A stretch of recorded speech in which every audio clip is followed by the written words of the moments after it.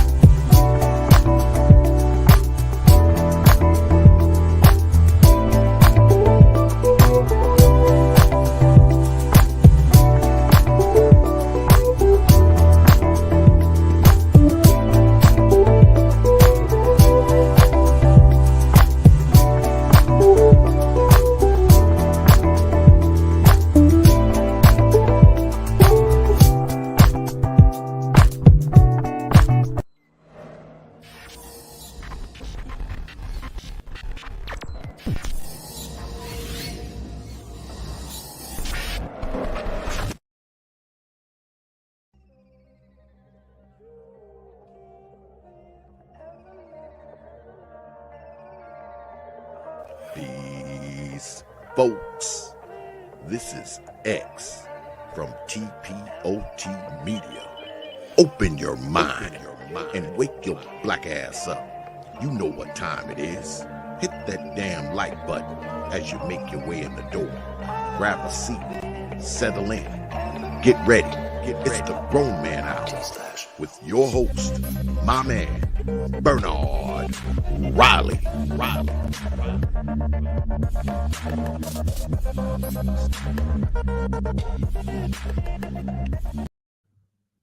All right, what is going on? What's up, good people? Welcome everybody to the show. I don't know if I like my lighting real quick. Hold on. I know it look a little cinematic when I'm sitting in the dark like this. Give me 1 second. Hold on.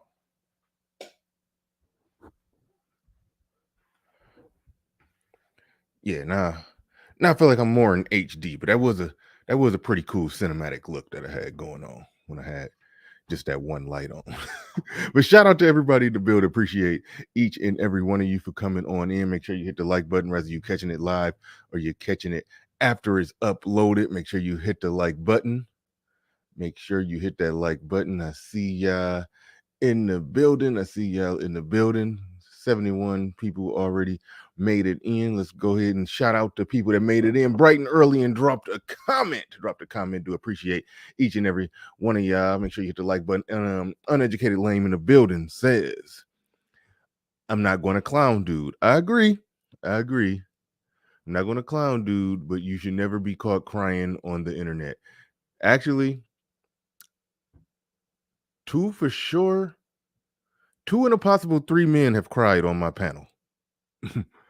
2 and a possible 3 men have cried on my show. No, I take that back. A hard 3.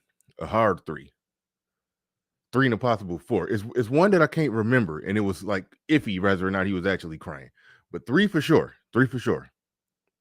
So tears happen.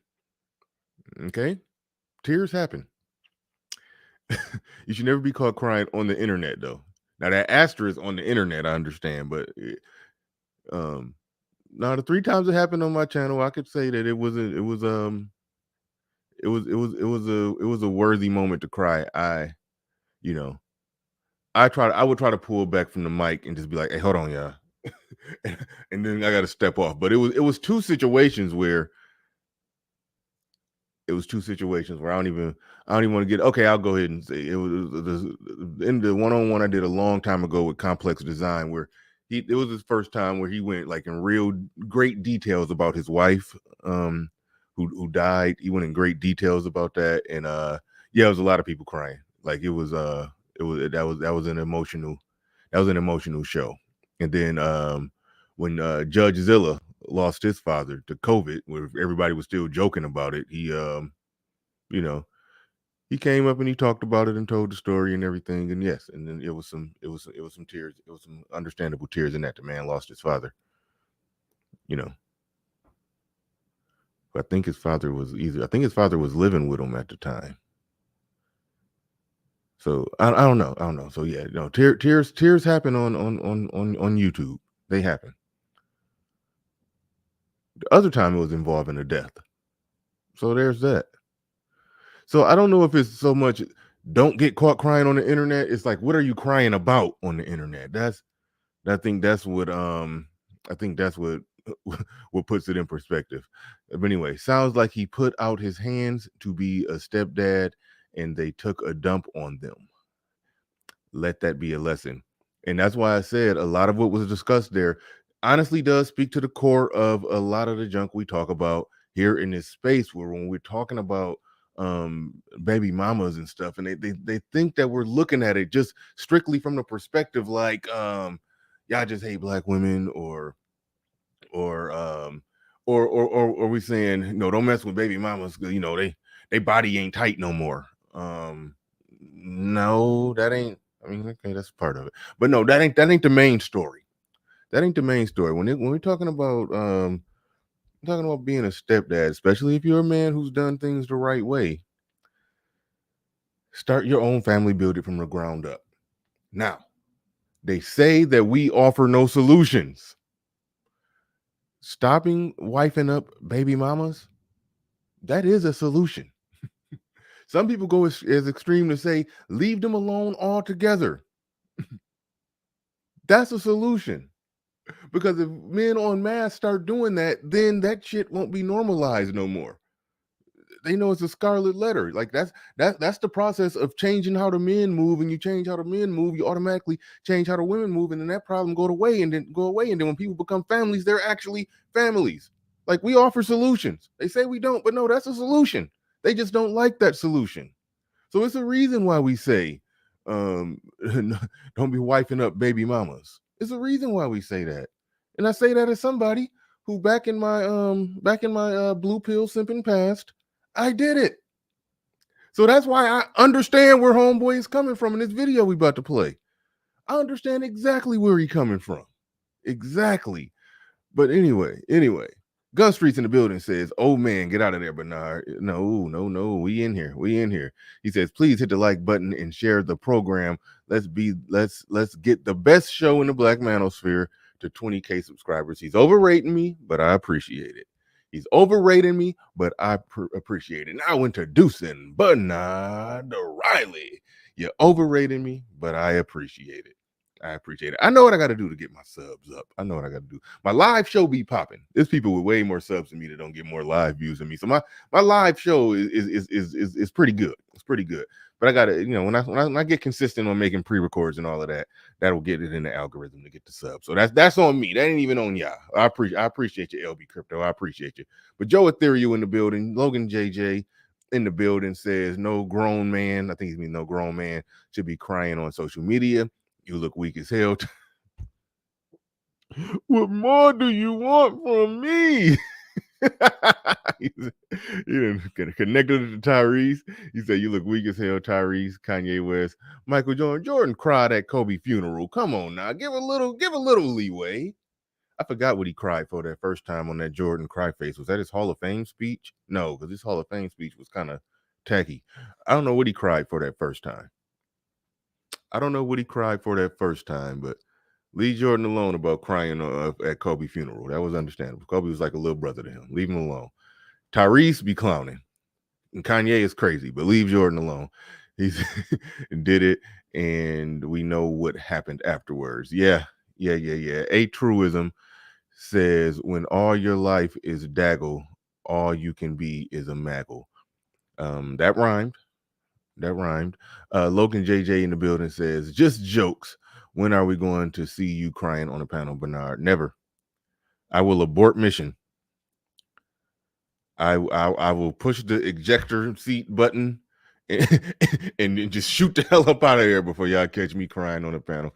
But shout out to everybody in the building, man. I do appreciate each and every one of you. I think we about to, oh shoot, we got Malcolm in the Middle 87 in the building, says, salute Bernard, good morning to the chat. Absolutely salute to you. Shout out to Fatty. I know y'all don't like Fatty, but I do appreciate Fatty coming through. He probably gonna start getting on my nerves like OG real soon. But I even like OG. I like pushback. Genuine pushback. not that disingenuous shit. But anyway, he says, what's wrong with crying on the internet? I think it means life is hard, man. Come on. I understand. Listen, I'm not. We're going to get into it. We're going to get into it. We're going to get into it. But at 170 people in the building already, so I could tell y'all in here, y'all ready to go. Y'all here for this shit. Y'all are here for it. Now, let me make one thing very clear as I pull it up. I do not put this guy in the same category as the guy who was crying about other men going to travel. I do not put this guy in that same category. I don't. No, he's not that dude. That dude was on some other shit. This here is actually something different. I'm trying to pull it up. Hold on, give me a second.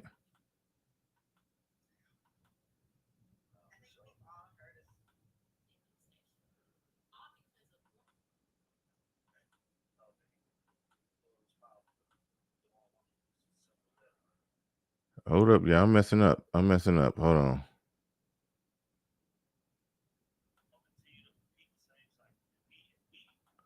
I am messing up big time. That's what I get for not having the spot time stamped out.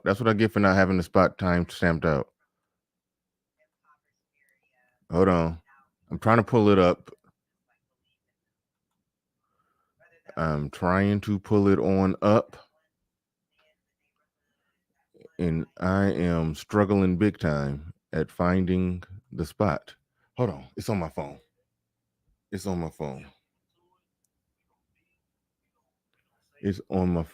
I apologize.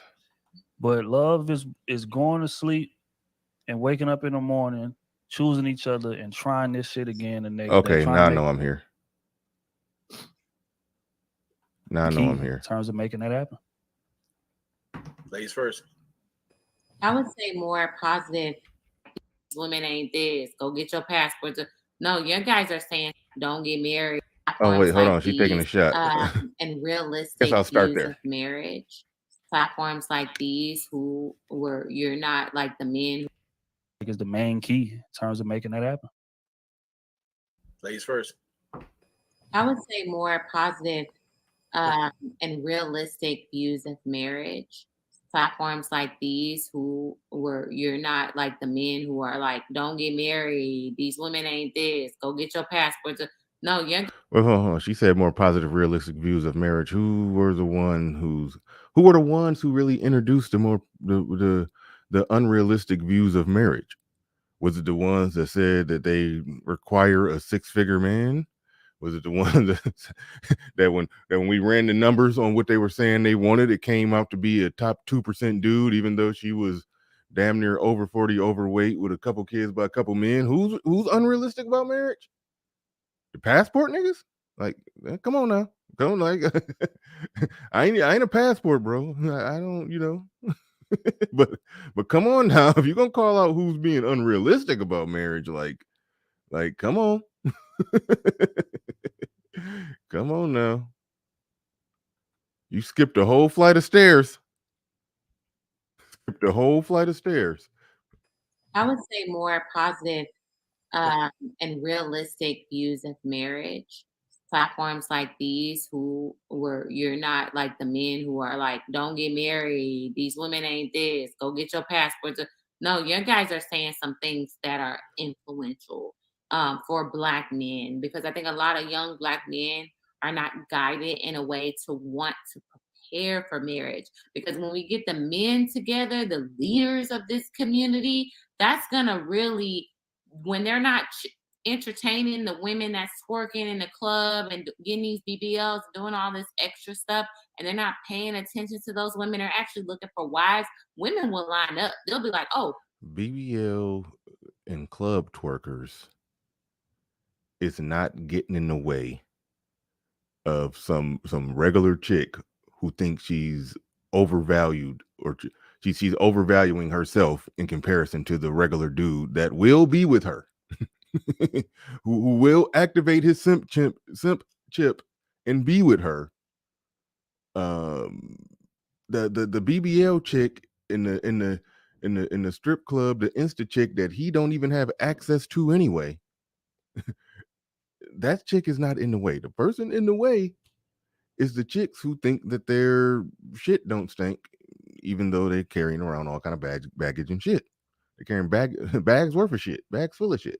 Like, I think that's more in the way than the BBL Insta twerkers. I think that's more that's more of a hurdle in the way of women. Like, that's some BS getting thrown against the wall. But I do want to make it past this and get to the dude. That's not what they want. Okay, I'm gonna go after what the men want. So I feel like, and also for women, like, we also. But to be fair, a good point that's embedded in there, if men, like I said this at the beginning of the show, if men do move a certain way, then women, okay, they will either they will be either left to their own devices, or they would have to get on board. They would be left to their own devices, or they would have to get on board. That part is there's truth in that. There's truth in that, but what they try to do is they try to use that quite often, and I don't even know if she's doing that, because I'm this is my first time ever hearing this person speak, so I don't want to go psychoanalyzing anybody, but they try to use that as an excuse for their current behavior or their bad decisions, because they're saying the men need to get on point and do this, and then we'll do what we're supposed to do. So that it's gaslighting embedded into that. It's gaslighting embedded into that. But I don't know exactly what I don't know exactly what she getting at or where she going with that. But I'm being nice.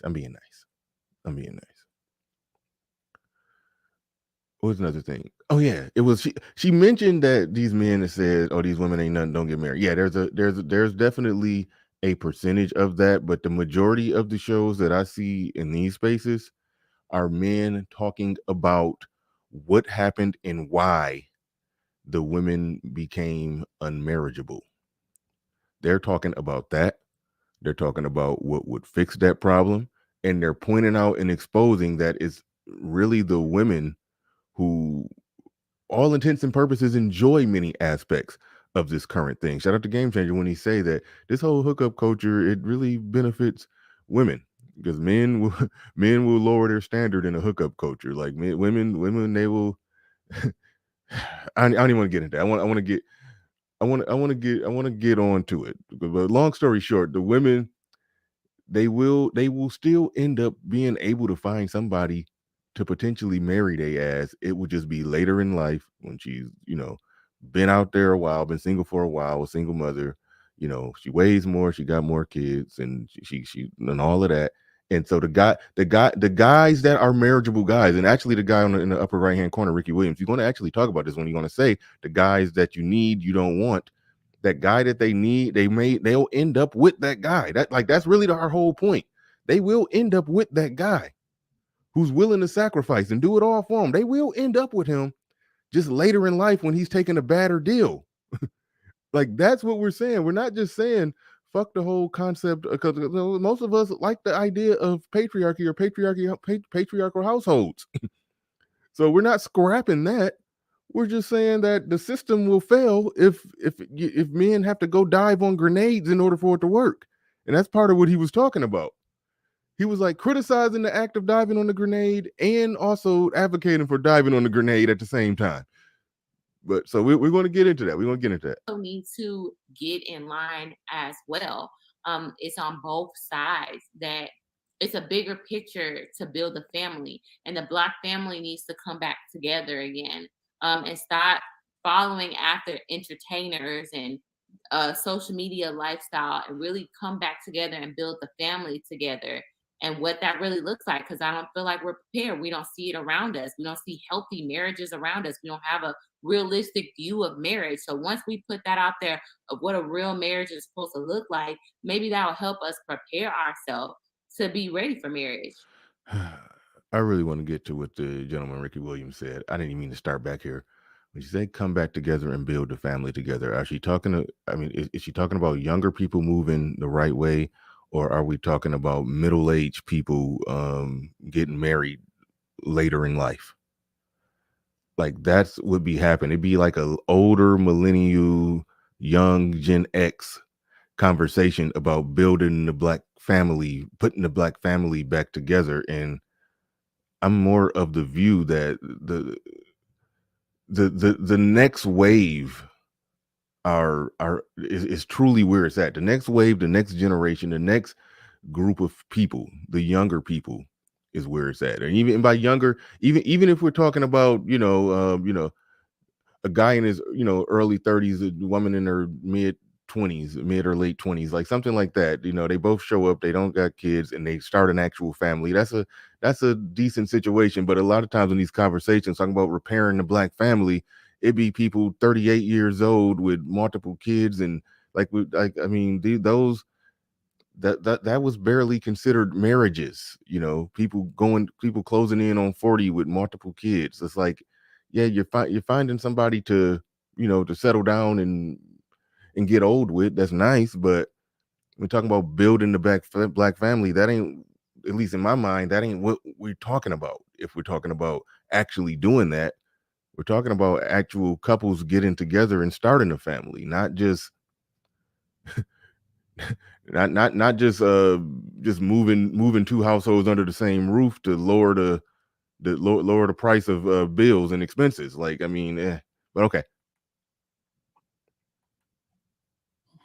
Ricky, I seen you shaking your head. Go ahead, dive in here, bro. All right, here we go. What's the This solution? is a big event. This is a grand finale. This is the star of the show. Ricky Williams, not to be confused with the former Miami Dolphins football player and avid pot smoker Ricky Williams, who just recently took a picture in a pink wedding dress. I saw that when I typed. Yeah, so not to be confused with that guy. There's a famous Ricky Williams out there. This isn't that Ricky Williams. This is another dude. Shout out to Daryl, man. Shout out to you, bro. Look, I'm going to tell this story. I've been with my wife 25 years. I raised my children. I raised other people's kids.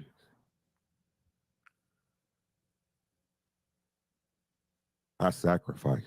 Wait, hold on. I know y'all want to hear what he got to say, but I don't want to get too deep, far upfield with this without properly shouting out the super chats. Shout out to Fatty in the building.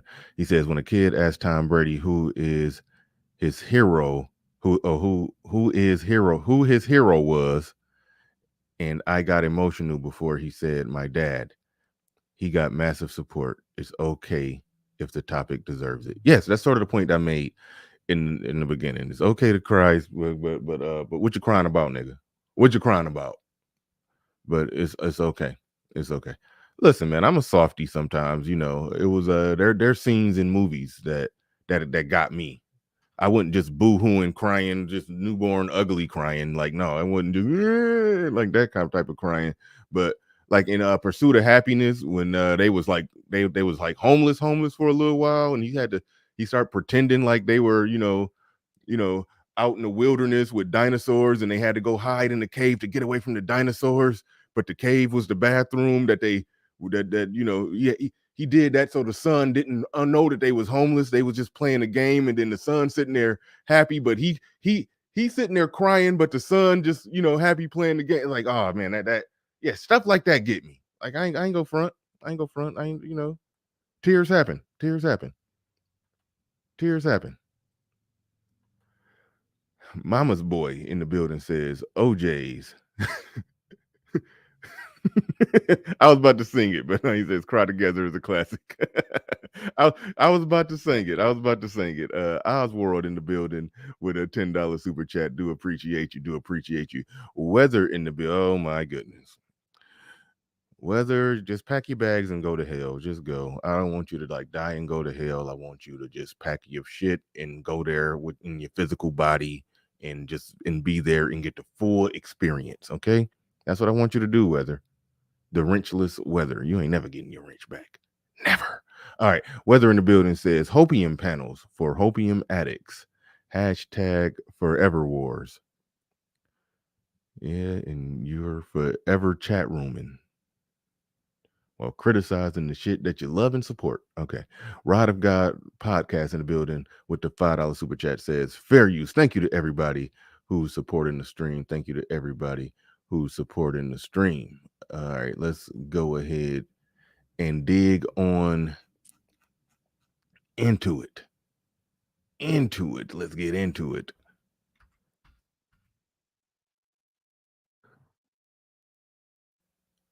I raised my children. I raised other people's kids.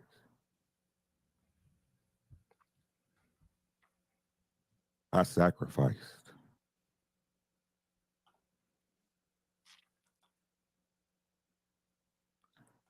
And men should sacrifice for his family and for his children. Absolutely. 100%.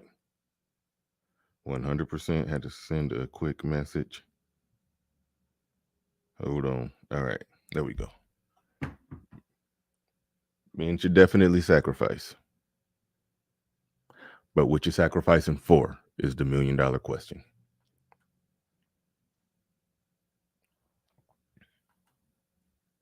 And I hear what y'all saying. I didn't have a dad.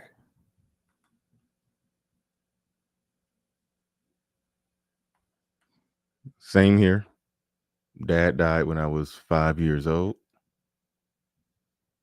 And part of my motivation when it came to fatherhood was to make sure my kids never grew up without a dad. So like we always do that.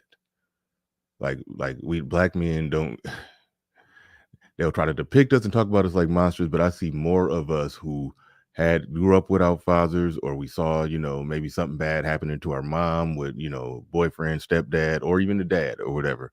And we grow up and we overcorrect that shit. We make an overcorrection where we'll be too nice. We'll put up with shit. We'll end up being the ones getting abused, but that ain't nothing. That's something we don't want to talk about because, all right, let's go. Let's keep it moving.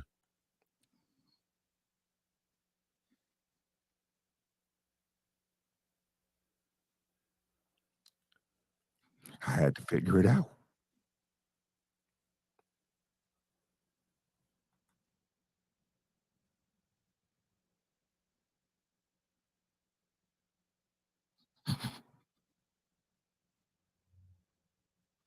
Take your time, G. Take your time.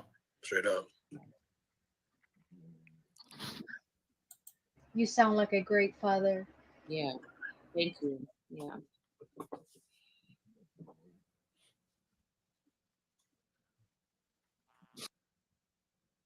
Now, this is where I'm at. You see her with her hand on chest, with pearls clutching. They all, she right here said, hold on, let me make it bigger. Yeah, I can't see what's going on. She's holding her heart. You're like, you sound like a great father. Hold on, wait. Okay. She's holding her heart. She's like, you sound like a great father, and all of them in unison, bobbleheading. They're doing that for, a guy basically saying, I raised somebody else's kids. It's like they celebrate that. But whenever men report back, it's not really appreciated by the woman that he's doing it for. But all the other women celebrate and applaud it. But the men who go and do what they applaud report back that, no, this is a thankless job, and she's treating it like it's trivial. Which means that's why we end up in a place where we got to call it out. Like, no, y'all advocating for something and bobbleheading for something that, it benefits y'all. It benefits y'all for a guy to do that. But does that solve the problem? Does that solve the problem for guys who didn't have kids, who didn't go down that route, who did the right thing? They go and get with women who had kids. That woman who had kids, even if she had them by a reckless dude. I ain't talking about a marriage that failed. I'm honestly, I won't even. That's where it gets slippery. So I'll just say, I'm not even talking about a marriage. I'm not talking about a marriage that failed. I'm talking about women who just made a reckless decision with a reckless dude, a sketchy, reckless, non-committal dude. A lot of people in this space, in the manosphere, black manosphere, one of our solutions is this problem won't be a problem if men stop diving on the grenade. If somebody is lazy and they refuse to get a job, the way that you make that person get off their ass and get a job is stop giving them money. Stop funding their inadequate. Stop funding them while they're being inadequate. Stop. So when we say don't go dive on that grenade, don't do the stepdaddy bailout plan stuff. We're saying that's us. That's us giving a solution to a big problem. One, it's an immediate solution for men that, just don't do that shit. But also it's a larger solution that if men operate like that and they don't do that, enabling is a word that I was looking for. Thanks, Rod. But yeah, when we're saying stop enabling the problem, stop being an enabler, then that will over time change. That will over time make a change. That ain't asking women to change. That's telling men to change. And so the women, Nuck and J Rock, they'll always be able to go get some community semen from him. But they're going to get that community semen knowing and understanding that, hold on, the way that these men moving right now, I go and get this community semen from J Rock or Nuck. I'm just going to be sitting here with Nuck's babies for the rest of my life. Yeah, I'll be able to get somebody to come through and drop off some dick and maybe some more community semen. But nobody's going to take me seriously. Like that's the pot that we're trying to stir. We're trying to stir that pot. So we'll end up being a situation where the women will know not to do that shit. And the men who actually do want families, it will be available women who ain't walking around, like I always say, over 30, overweight with a couple kids by a couple men talking about I was ready to get married. Nah, it's like, no.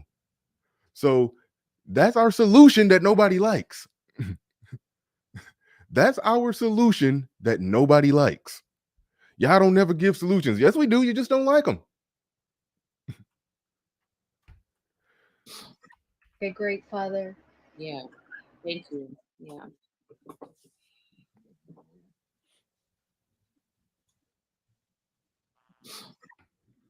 Y'all got to be willing to love each other.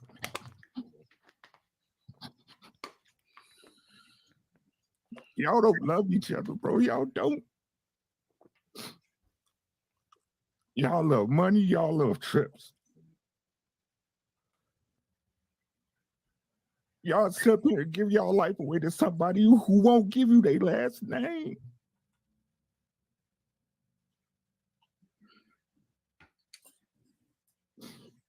I raise other people's kids. I raise my kids. Some of them great, some of them not. But I was fucking there. I was there.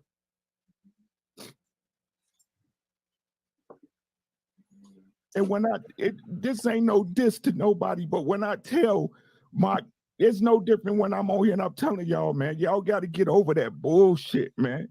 The same way I got to sit and look at kids that I raised, right? That I didn't make. So right there, that I got to get over that bullshit. Is he calling the bullshit? Is the bullshit that he's calling out is more or less what I just explained as to why men ought not do that, as to why men should start their own family from the ground up? Because if we can agree that I hate the term fathers not being in the home, because we talk about it as if he just disappeared or something, you know. Or we talk about it as if wherever the woman lay her hat is the home. I don't say the father's not in the home. I say the mother and the children are not in the home, because the man, he has a home somewhere. He has a home somewhere. He has an address that he's paying some bills at.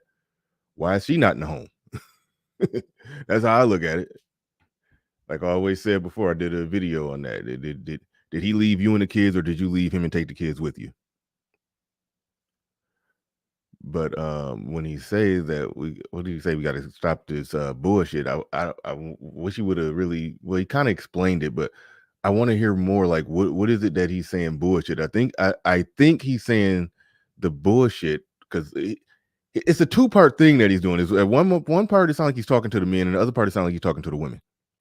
So hold on, let me back up, make sure I fully process what he's saying. For that bullshit, man. There we go. Hold on. And when this ain't no diss to nobody, but when I tell it's no different when I'm on here and I'm telling y'all, man, y'all got to get over that bullshit, man. The same way I got to sit and look at kids that I raised, right? That I didn't make. Yeah, so that tells me that what he's saying right there, it sounds like he's saying get over that bullshit and just go dive on them grenades. That's what he's saying. It sounds like he's saying get over that bullshit and go wife up these baby mamas. That's what he's saying. Baby mamas that you didn't create.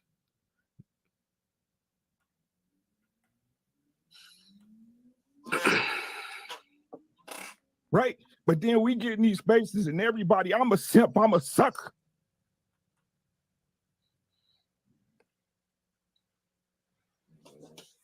So the very thing we need to be fucking together, y'all don't even listen to me, bro.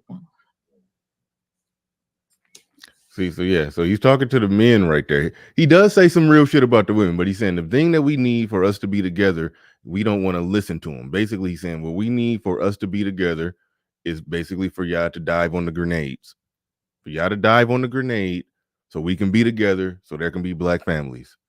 He's basically saying, telling the men to be community oriented and family oriented with women who were not or are not community and family oriented. Or in other words, they'll get community and family oriented late in the game after the fact. Late in the game after the fact. After life has boxed them into corner, and now it's about community and family. So he's saying dive on the grenade. That's the message. Dive on the grenade. And I did what everybody expected me to do. Did I go about it the right way? No, I didn't, but I stuck through it.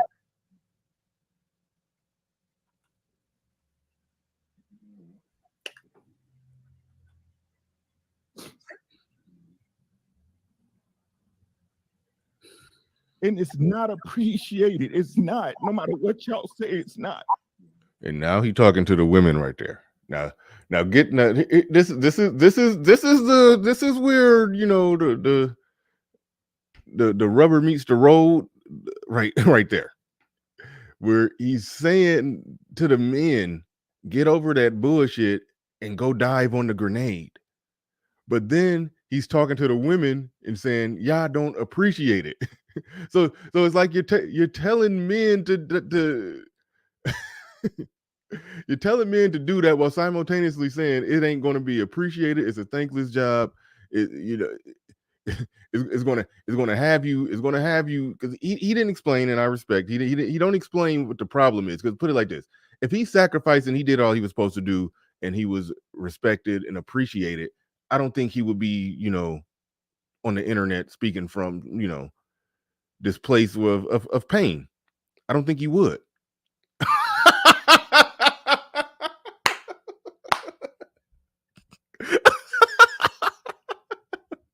No, man, don't do him like that.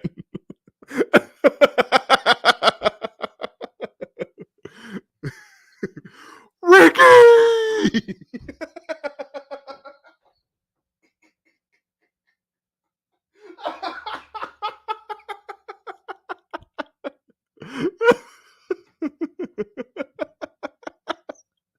we need that saxophone playing.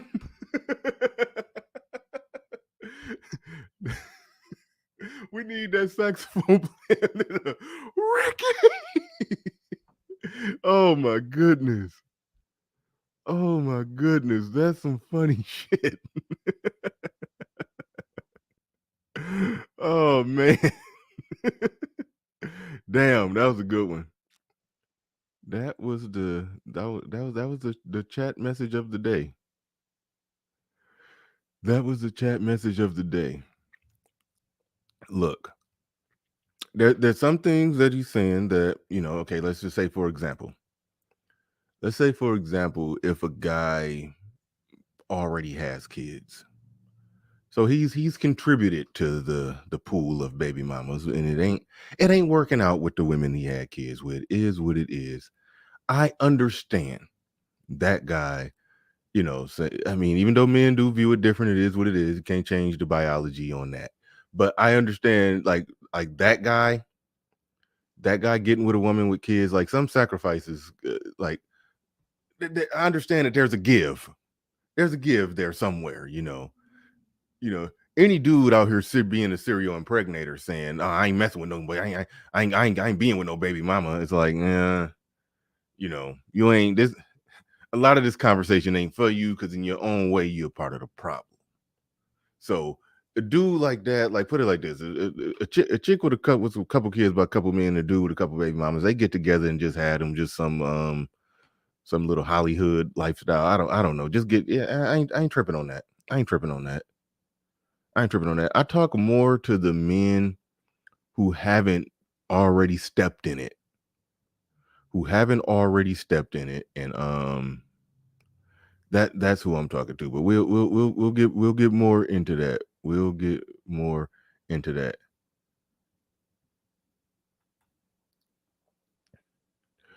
Oh man, they killed me with that, Ricky. SKC in the building says, give him a pass. Too much against black men these days. SKC being fair to black men. Wow. Black men in the community. Wow. I'm proud of you, SKC.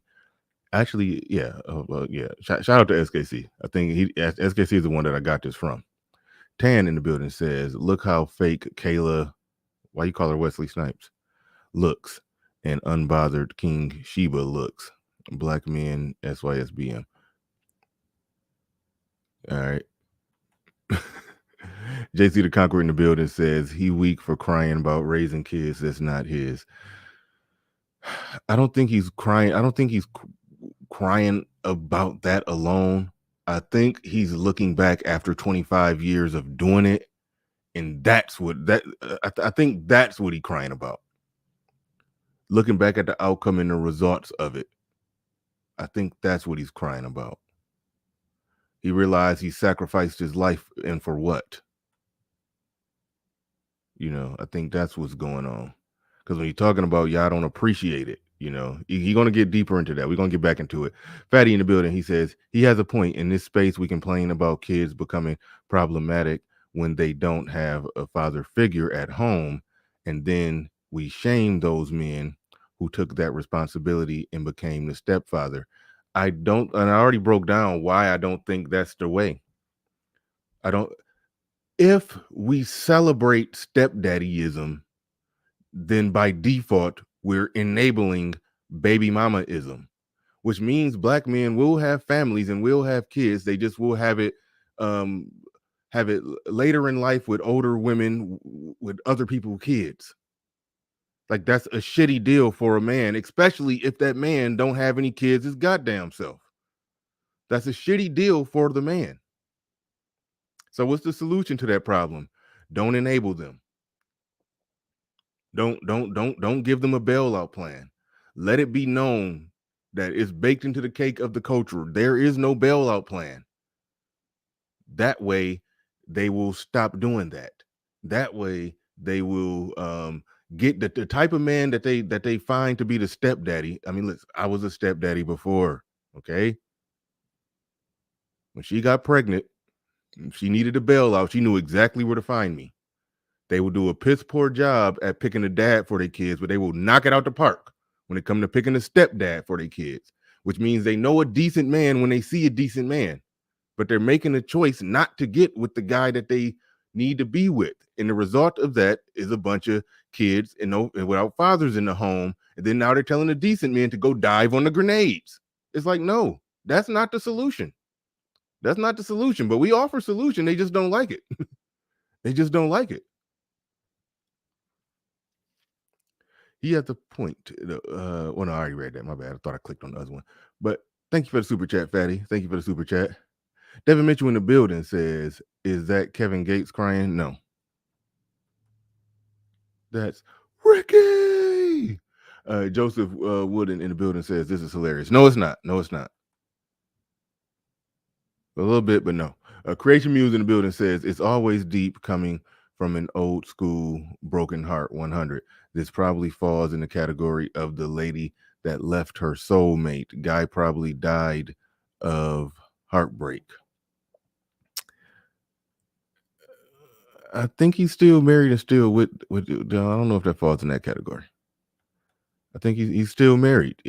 I mean, he's talking about it like it's not, happily married, but I don't know. I don't know, and I'm not even going in on that part. But 25 years being married, raising your kids and other people's kids, if it's just one big happy Brady Bunch family, then I don't think he's doing this. So clearly, and he talked about how it's not appreciated. So clearly there's a there that the point that we're making, that it's a thankless job and it tends to not be appreciated. All right. Weather says crying because he realized he was a babysitter.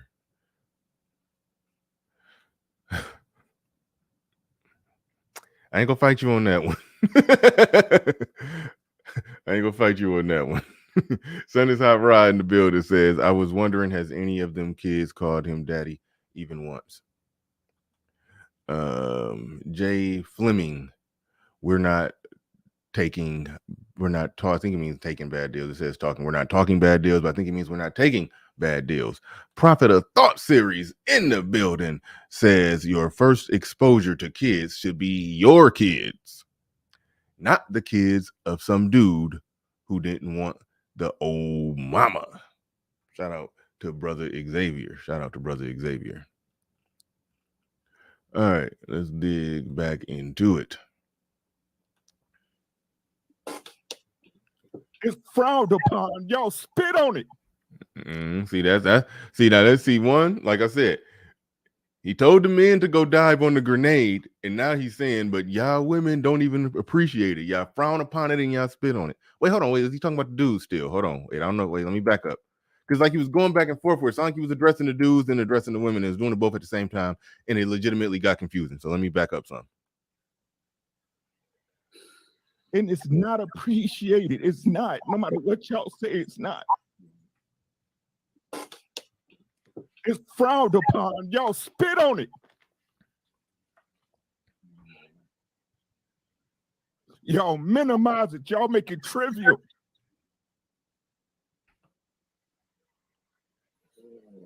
And all I'm trying to tell is I fucking love y'all, man. If ain't nobody told you, I fucking fuck with y'all.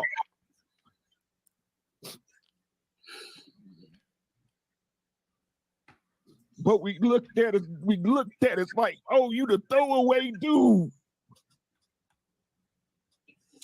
This is what y'all tell me. This is what y'all tell me.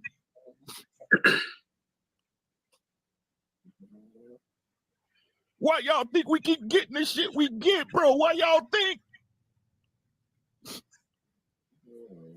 The ones y'all need, y'all don't want. The ones y'all need, y'all don't want them.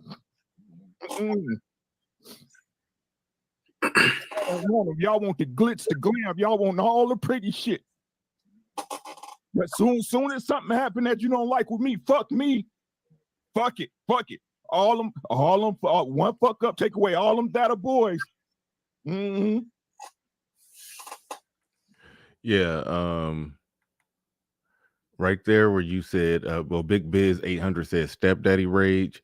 No, what you're seeing is like the early phases of red pill rage. I mean, you put stepdaddy in front of the rage, but I mean, it's really that's red pill rage. He believed that being the good guy and doing the good thing and doing the right thing, it was the right thing to do. And he seemingly found out later that it's all for nothing. He found out later that it's not appreciated. He found out later that it's not appreciated. He didn't go into any details, and I don't blame him. But when he said he do one little thing wrong after all them attaboys, oh my goodness, damn, attaboy. That's like this. It's like your dog. That's a good boy. That's a good boy. Like damn, shit, that hurt. He said after all them attaboys, he do one thing wrong, and then everything flying off the handle. Everything flying off the handle. Then it's like damn. So yeah, that's what I'm saying. This is red pill rage. This is finding out that being that guy, doing the stepdaddy bailout plan, being Mr. Nice Guy, being Mr. Good Guy, that's him finding out that the shit don't work when you're trying to do the right thing, or as I said earlier, you're trying to be community minded with non-community minded women.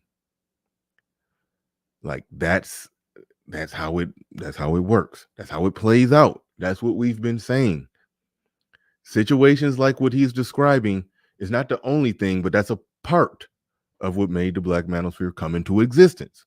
When we started seeing the writing on the walls on this shit, we started seeing the writings on the wall. We started seeing the writing on the wall, and we started calling this stuff out.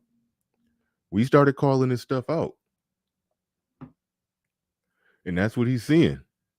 But he still got the passion and heart to still try to embolden men to double, triple, and quadruple down and keep doing it. No, I ain't pulling out the violin, no homie. Cut it out, Pete Rock. I am not pulling out the violin. Nope. Not doing that. He still has the passion to say that men should double down and they should do it, even though he's knowing it's not going to be appreciated. Now, man. Somebody just sent an unethically large cash app. Shout out to my man Joe Ethereal. Put $100 on the cash app. Put $100 on the cash app. I definitely appreciate that. And we got $100 cash app in here. We gotta let Smokey count it, see if it's all there. 20, 40, 60, 80, 100, 120, 140. Wait a minute. That's $100.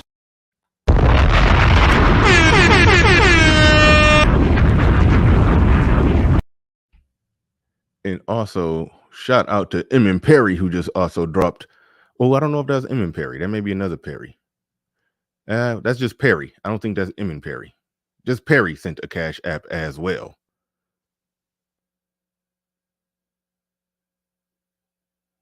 Shout out to Perry. Shout out to Charles Merchant for yesterday sending the cash app. But today, Joe Ethereal and Perry sent a cash app. But Joe Ethereal sent a big, heavy-handed $100 cash app. I greatly appreciate that. Greatly appreciate that. Man, the super chats coming.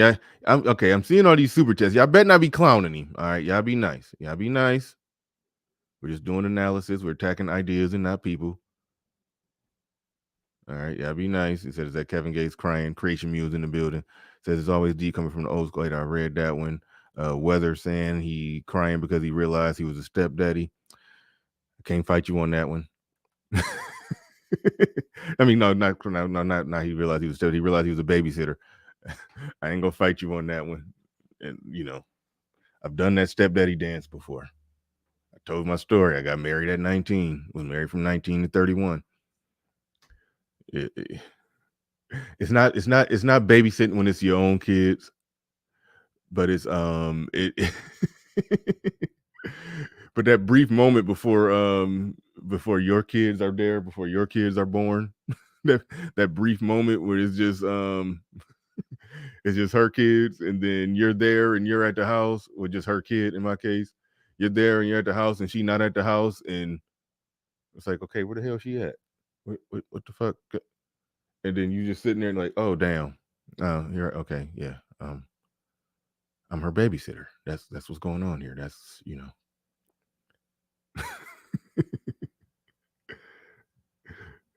And keep in mind, I got married 2002. Cell phones was out, but I don't know if everybody had a cell phone attached to their hip like that. It's like you couldn't even call, like, hey, where your ass at? Shit. But anyway. Yeah. I can't fight you on that. Sun is hot, raw. I think I read that one already. We're not taking Prophet of Thought. That was the last one. Luke Hazley in the building. Shout out to Luke Hazley. Says, whenever one is going to make a life choice, it's important to ask yourself, what is the return on investment, ROI? Will it be worth it? It's worth it to sacrifice for your family. If you're a man who wants a family, it's worth it to sacrifice for your family. It's it ain't it to say dive on a grenade, sacrifice for an already existing family. There's some nuance there. I heard there's a lot of people who've made arguments. If the deal is a good deal, if she'd have to be shout out to Game Changer. She had to be real exceptional for me to make the exception. Put it like that. My man Mike and Vince Perkins in the buildings. He says most black men have kids. What? Most black men have kids? You proved that wasn't true. One of your one of your videos. There must be a typo. Black women are creating their own problem. I think you mean most black men don't have kids. Black women are creating their own problem. The 6 Memphis men, 50 women, 87 kids. Demond George, 34 kids at 33, etc. This is a bad deal. Jaquan in the building says, a death in the family, or if your barber pushes your hairline back, are the only reasons to cry in front of a man.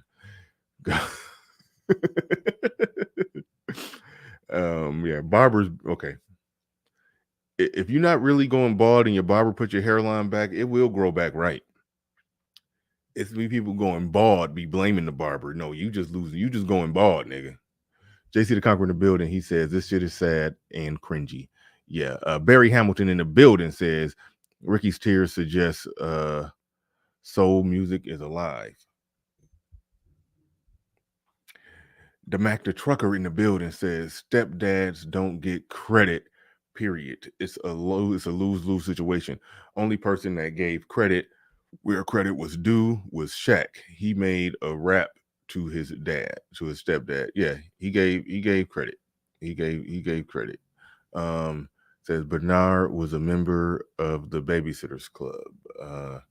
Wait, that wasn't even a super chat. Don't be clicking on weather comments and starring them so I can read them. I don't need to read nothing Weather got to say. Through it, Weather. All right.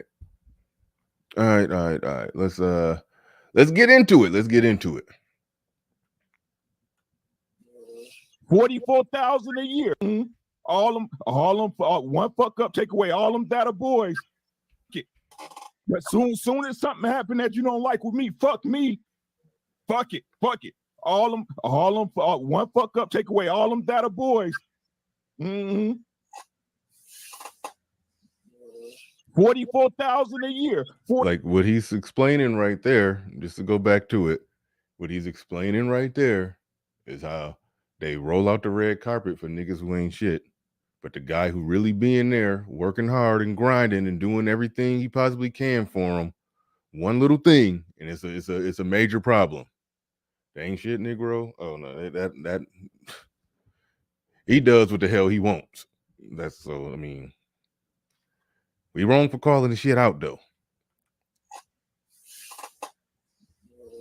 44,000 a year. 44,000 a year. My wife got a house, she got a car, she got a place she can call her own. She got a place where her grandbabies can come play with her. Yeah.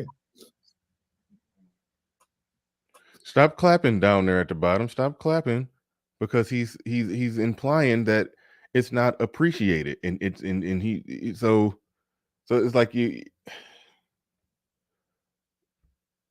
can't sit there and clap it up on that. I mean, you can, but you can't. It's like they're not hearing.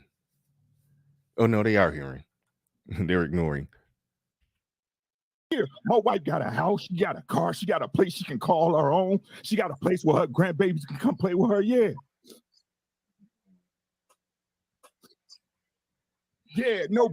Clapping it up for that one, but he's also describing that it's a thankless job. He's unappreciated. He do one little thing wrong, and then it's like fuck him, and then but he's talking about all that he's doing, and you're clapping and sending praise, but no, what I don't hear. From that, I don't got praise for him. I mean, he's a good man, but I'm seeing more like, oh, this the person he with is the problem for not fully appreciating him. Like that's where I'm at with it. But that's just that clapping, that's basically saying it don't matter, do it anyway. It's a shitty deal. She don't appreciate you. Good job. Do it anyway. Big ball and shot calling. Oh, get to the bag. Bag chases. Yeah. Yeah. Yeah.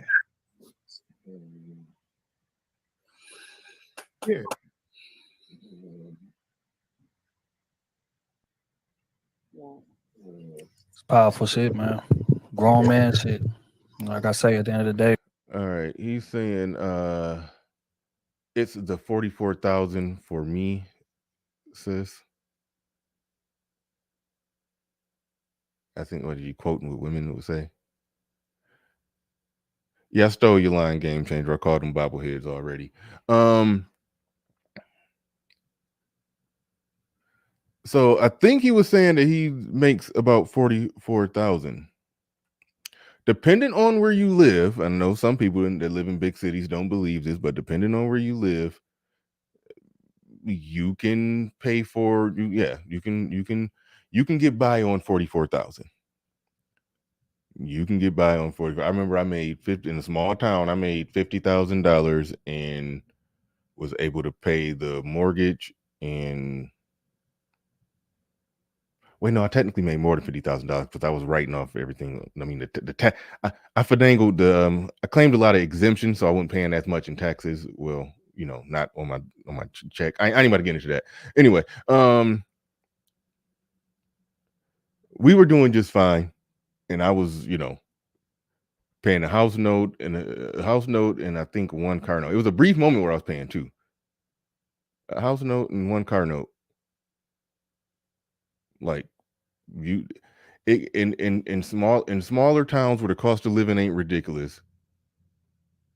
Don't tell on myself. Hell. Told you I got married at 19. I did blue collar work. I mean, oh, you mean don't tell on myself about the IRS and the tax? Oh no. I'm finagling my taxes right now because I'm self-employed. Back then, I was just claiming a lot of exemptions, on the form at the job. to make sure that they took the bare minimum taxes out of my check. That's what that was about. See, like this will be confusing to me. He says, here in Miami, you're almost homeless at 44K. You need a roommate. See, that ain't the reality out here. That ain't the reality out here. Out here, for the most part, rent, all of that shit, it'd be comfortably lower than $1,000 for, you know, multiple bedrooms. Like it don't be like that out here. Like, I mean, like if you net if you net 25, if you net at least 2,500, you could basically pay for everything. So that means if you got a net, you know, 3,500, you know, that way you got 1,000 left over. Like, it's people living like that and comfortable. But either way it go, that 44,000, you know, look, I've been saying from the start, regular folks make regular money. A dude make 44,000, he get with a woman and she make 30,000, then okay, that's 75,000. That is a livable, that is called a normal family for most of middle America. Like, that is literally called a normal family. You know, if you get it up to, you know, 55,000 and she get it up to 40, 45, okay, they could slow crawl to 100,000. Okay, that's called a normal family. That's how white people do it. I've been saying for the longest, average white man make 50,000. Average white woman make around 40,000. They put it together to get 90,000, and they slow crawl their way.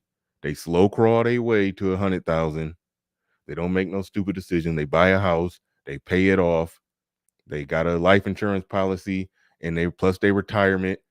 Add all of that up. These regular average income earning people could die and pass down $1 million net worth to their kids. Generational wealth from average earning people, if you've got your head on straight.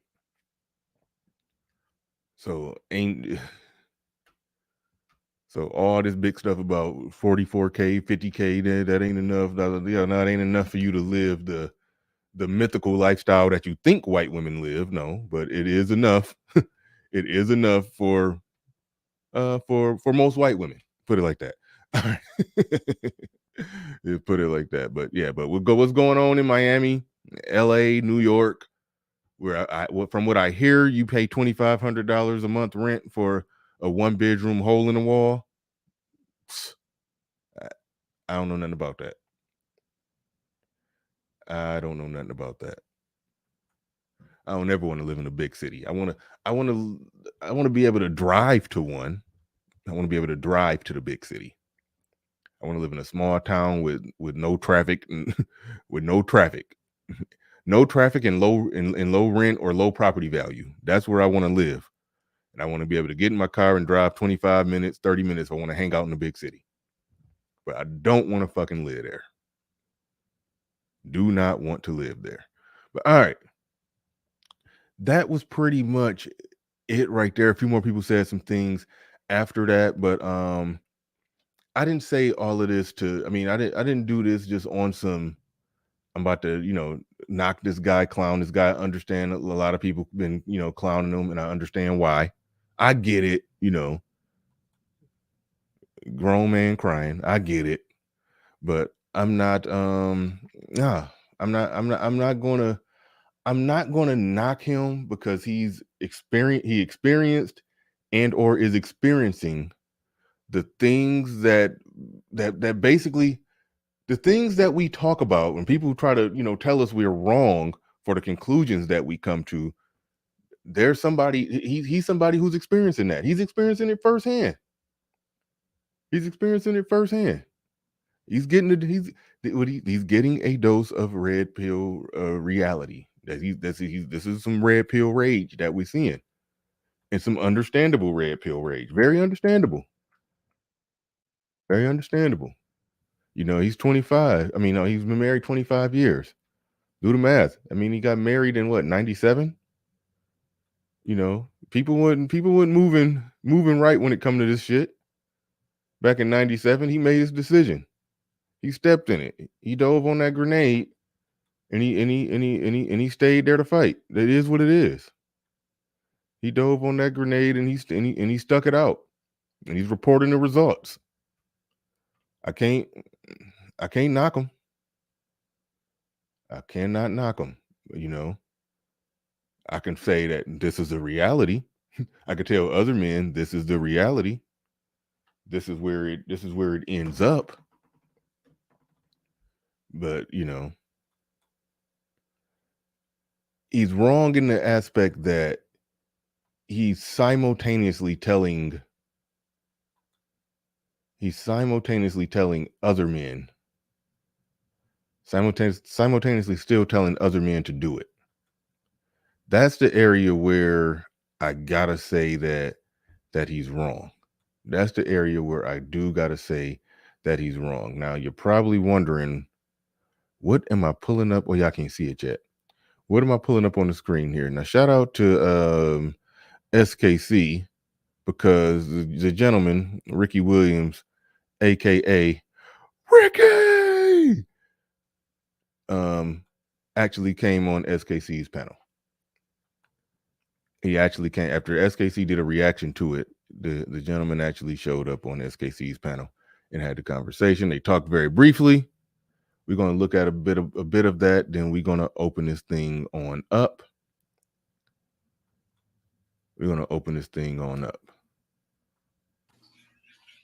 I'm good every day, bro. I'm above ground. I'm blessed every day, bro. Good. I was this stat here, and I will put it on screen in just a second.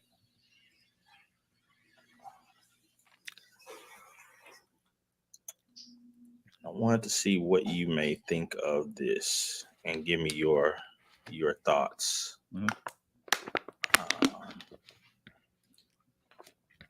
Bring this over. Bam.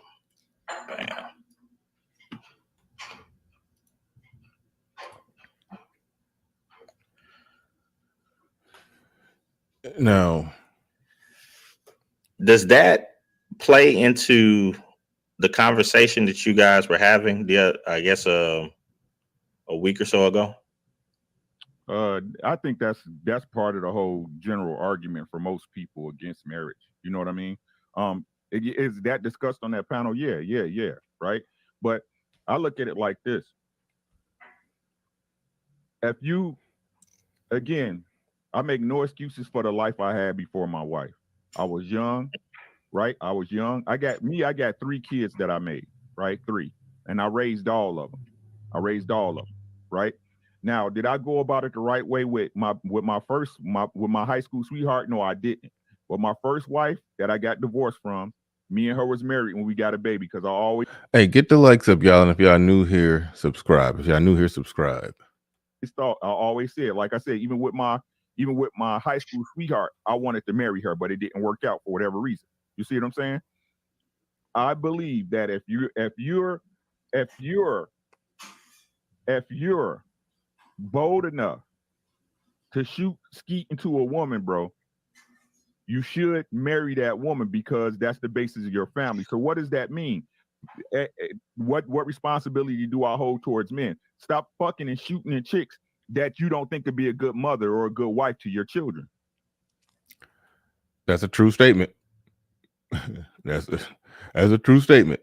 Get no argument there.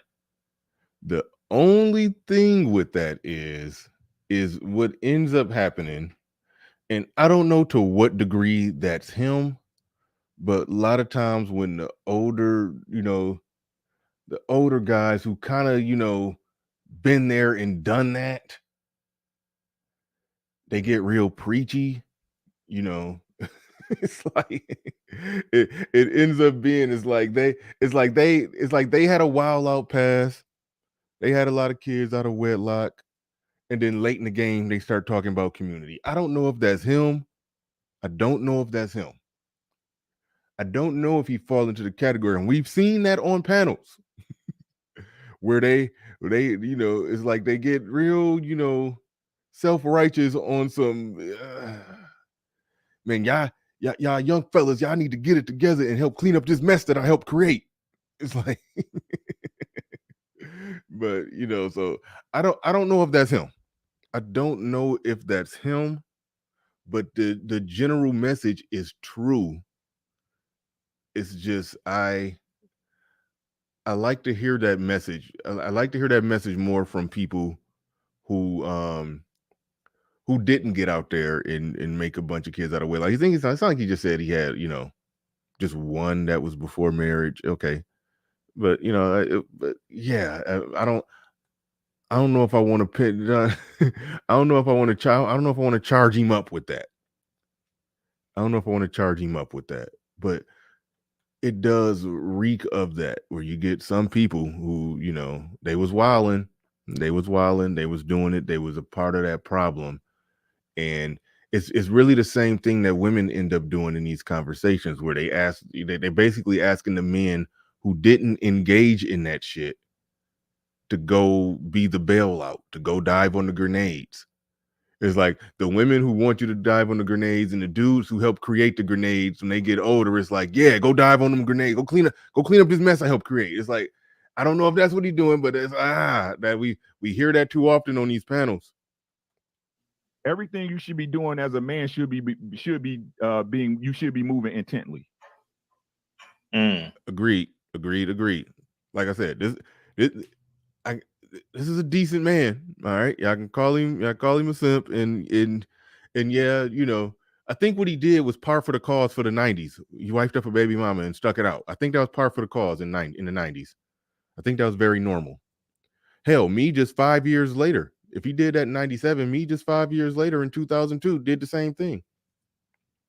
So there's that. So in some ways, I was in the same shit. I was on the same boat. I was playing this. I had the same programming. I unplugged from the Matrix sooner. That's really the only difference. That's really the only difference. I unplugged from the Matrix sooner than him. That's really the only difference. Do you think that's a difficult lesson to give to I would say both parties, men and women, boys and girls, that they're not in any environments that show that is the way to behave? That's what you're talking about is abnormal behavior to them in the majority. Yeah, and again, that's because everything we learned was a fucking lie, bro. Yeah. So I mean, on the show, you guys were talking about solutions. So I'm just wondering, what type of solution do you propose towards changing the mentality of, you know, young people? I mean, what do you? I mean, the simple solution is this, bro. As I mentioned, bro, right? Move with intent, right? Stop shooting your seed. Stop fucking with these chicks that you know ain't baby mama material, that ain't wife material, ain't mother material. He said ain't baby mama material. All right. He's not saying nothing wrong. But it's like who he's talking to. Shout out to Mike and Vince Perkins, who broke down the data. I think, you know, he actually broke it down as precise as I've ever seen anybody broke it down, and it's impossible to refute it. Only 44% of Black men actually have children. And I would love for somebody to run a fine-tooth comb through what he did and try to pick it apart. So it ain't the majority out there doing that. It's a relatively small percentage out there doing that. And it's the percentage of Black men that are married. It's like that even makes it even more a small percentage of men who are out there being reckless like that. And then you look at the percentages and the ratios of how many Black men have kids versus how many Black women have kids. It does speak to the issue that we talk about a lot. That it is a smaller percentage out there being reckless. One reckless dude can do a lot of harm. And then you take a group of, let's just say, I don't know, 14 million adult men, and then you take 10% of them. If 10% of them are reckless, then that's gonna be the community. You know what I'm saying? And raise your children. But that's not. But the thing that I'm saying about those reckless men many of them wear it on their sleeves that they're reckless. And if the women really wanted to, if they really wanted it, if they were really community minded, they would make a concerted effort not to get impregnated by those men. And they would do more or less like what homeboy Ricky said, you know, the guys you need, you don't want. The guys you need, you don't want. And like I said, they tend to knock it out the park. But they do a shitty job picking a dad for their kids, but they knock it out the park when it comes time to pick a stepdad for their kids, which means they know a decent man when they see one. So it's like it's no excuse in that regard. If they were community minded in the selection of men, then the you know the men who are worth a damn would be the ones that they would end up with. But they're not community minded in their selection of men. They don't get community minded until late after the fact. Now he's trying to police the ones who are out there reckless, and yes, ain't nothing wrong with him trying to police them, but to me, I say there's always going to be a percentage of men that are going to be reckless in a population. It's how much sexual access will how much raw sexual access will the reckless men in a group have on the women. That's really what it is. Like that's the equation. That's the cocktail right there. And I say this with all respect, that's not contemporary Black culture. So what you're asking people to do is to drop Black culture. What Black culture is this? This the culture y'all want? Well, this is what it is. But is it what you want? Well, I mean, let me explain. He don't know who he talking to. SKC obviously don't want that. But what SKC tries to do is get Black people, and really these are the type of people SKC really need to be talking to. He be trying to come over here, you know, talking to us like we like we him. But no, I think it is good research for SKC, the community anthropologist, to talk to people who are, you know, who are more on his spectrum. Because I remember when SKC, I can't believe he spent a lot of time messing around, trolling around in the B1 sector of over there, and it did spark for some good conversations where he asked some good questions that gave some very clippable answers. So I don't mind SKC going to do that, and so he can do his, you know, his anthropological work. I actually like to see I actually like to see SKC do his anthropology. I really do. I actually like that. But yeah, I mean, he's saying that it's not Black culture, which it gets tough because you see people be sounding the alarm about what the problem is, but in most cases, in those people in their heart of hearts, they really don't have a problem with it. I think he's gotten to the point where he has a problem with it. I'm talking about Ricky here. I think Ricky has gotten to a point where he definitely has a problem with the shit. But a lot of people, when you scratch beneath the surface, they'll end up doing what I always say that they do, that they end up spraying cologne over the funk. You know, that's what they'll end up doing. So I think I can't knock you know, the line of questioning or where the conclusions SKC has came to, because when you really interrogate the thoughts of a lot of the people that be talking community, like they'll say we're about community and we're pro-Black and we're this and we're that, but then they'll still put a cape on for the drug dealer. The most, and you know, the most. You can't be more anti-community than selling drugs to the kids or to the adults. You can't be more anti-community. You know, there's some people who would go as far. You know, the epic quote that said, "Baby daddies are no different than husbands." You know, So it's like the people who be the most pro-community, they be saying the most. They be saying comments that are the most antithetical to a functioning community. But this guy is on the right path. Ricky is calling out the bullshit, but SKC is saying no, them Negroes ain't going. But all right, let's go. But is it what you want? Well, I mean, let me explain, because I gotta go. I got a slide. I told somebody I was gonna be for him, bro, so I apologize. Right? No, go ahead. This is what I'm saying, SKC. This is what I'm saying, right? Everybody got this excuse, right? Everybody got this excuse. And you can go check my record on this, bro. Right? Mm-hmm. Look, man. Yes, culture is what? Society is what? Society is made up of people. Correct? Correct. Right? The problem is not culture, the problem is people. When are y'all gonna change? When are y'all gonna change y'all mentalities?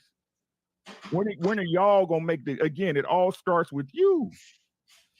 Right. And I absolutely agree with you on that. But the problem that I'm finding when people propose these solutions is that the behavior that you're trying to get away from, a lot of people within said communities or society, Black society, view the opposite behavior as being authentically Black.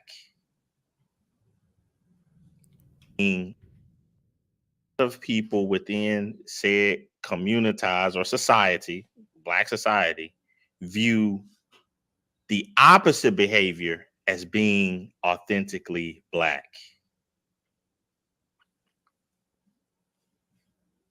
What you're doing, that's some, as you stated, that's some simp stuff. So again, that what you're doing is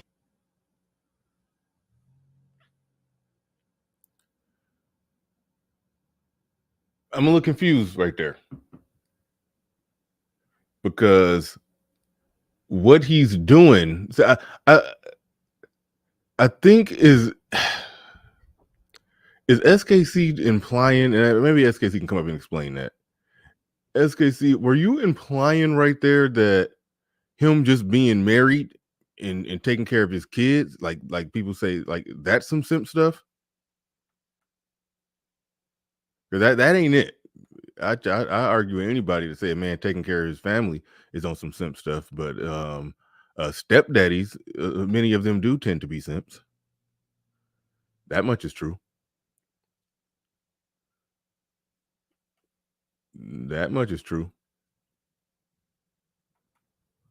But yeah, so I'm curious what I'm curious as to what SKC was on right there, to say that what he's doing, that's some simp stuff. I mean, it's some simp stuff when he's trying to embolden other men to go dive on the grenades in order to save the community. I do think that's simpish. Him being with a woman and he got kids by that woman, even though she had a kid when they first started, him being with the woman and going and doing what he got to do to take care of his family and keep his family together. I don't think nobody can say that that's some simp stuff. So I disagree if that's what SKC is implying, even though there are some that goes that far, and SKC just made it in here. Is diametrically opposed to what the majority of contemporary Black culture wants and desires. Like I told you, SKC, I'm not for everybody. And I agree. But the I guess stalemate that I come at with people on this whole idea is okay, it seems to me that for people that really want family, for people that really want to see behavior changes and so forth, at this juncture, one of the solutions is, okay, you got to drop the whole Black thing. Yes. It's meaningless at this point. Yes. And a lot of people don't want to have that conversation. What is Black culture doing for any goddamn body? Exactly. What is being Black giving you? What is being Black giving you? What is that doing? And that right there, because I know you said that you had to go, but those are the conversations that the greater part within a lot of these spaces, they don't want to have, because stating to drop the whole Black thing, that's coon talk. No, black was thrust upon y'all by a political system. Again, we're adopting shit that was That again, everything we was taught was a goddamn lie, bro. Right. Everything. Okay. And if I run with that, then it should be easy for people just to say, oh man, okay, all this whole black. Okay, we're done with that. Let's move on. Let's just be human beings. Facts. But they don't want to do that. Facts. But They're stuck in that box, and they will fight you tooth and nail over black, which they cannot define themselves. Hey, SKC, I gotta go. Again, shout out to you and your chat, bro. But I'm gonna say this and leave it at that, bro. Again, shout out. I'm gonna subscribe to your channel right now, right? But shout out to everybody, bro. Look, you can take what I say with a grain of salt or not. I gives two fucks. You see what I'm saying? But what I'm gonna say this, bro, everybody not gonna make it. Exactly. Everybody and it's very hard for people to let go. Right? Some people not meant to make it. It's simply what it is. Yeah. Right? But I don't care what nobody's saying, all this red pill shit that people preach, bro. I've always been about making my people's lives better than mine was. Otherwise, what's the point? What's the point? You on this planet taking up space. Hey, I agree with that notion so far. As long as the whole my people thing is talking about my family, yeah. But like when it to extend that out to some sort of umbrella of black, I think that's ridiculous. That's what it is, bro. And like I said, as a man, I'm not forced. Yeah, I think the two of you, and we'll bring SKC into the conversation. And I told you about pulling up on my show with that damn white baby. But anyway, what's going on, SKC? Welcome to the show. Welcome to the show. Yeah, what's going on? Yeah, I got a few minutes, man. What were you? I got an email saying, man, your stuff is on Bernard's, because I had stepped away. And, came back. And what's going on? Oh no. Well, the one part where it was the one part where I didn't understand exactly what you were talking about when you were saying that people will say, "Oh, that's simp talk." What did you mean by that? The part where you saying that was the that is going to be the reaction from the community. The community are going to call everything that he's doing as being a simp. That's going to be their reaction. Yeah, you're saying their reaction is going to be calling him a simp, but for what specifically? I want to make sure we on the same page about what about him is simping and what's not simping. I want to make sure, or what about him do you think that people will call a simp, or do you think that they won't call a simp? What specifically is he saying is simping? Everything that he's doing. I mean, take care of his family. A lot of people say that. A lot of people say that being married is being a simp. There are people that state that, oh man, you just have in-house. Oh man, you are just tricking on your wife. These are all comments that come from Black society. So why are we hiding from it? Oh no, I don't hide from it. I just wanted to make sure I knew where you was coming from. I don't necessarily think that. I don't think an overwhelming amount of people say that if you are married and you're taking care of your family, that you're simping. I don't think most people say that. That does come up. That does come up, and that is a thing. And there's even a splintering we'll just talk right to the Black manosphere. the Black manosphere, got, divided to some degree, because some people was some people felt like the people who talk about, patriarchal households and men leading their families and all of that stuff, like the people who talk about it from that perspective, there was a sector that sort of branched off and said, "No, we ain't with this." Basically, what you're talking about is the difference between traditional conservatives types in the manosphere versus the MGTOW types.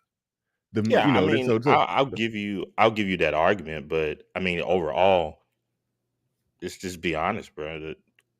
The contemporary Black culture is not pro family. It is what it Agreed. is. No, that part I agreed. I was talking. I guess I was more so defending this space, how we do.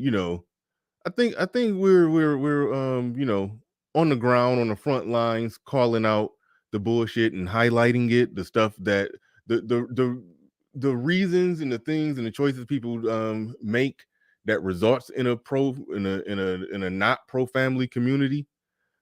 I think we do a good job of highlighting it.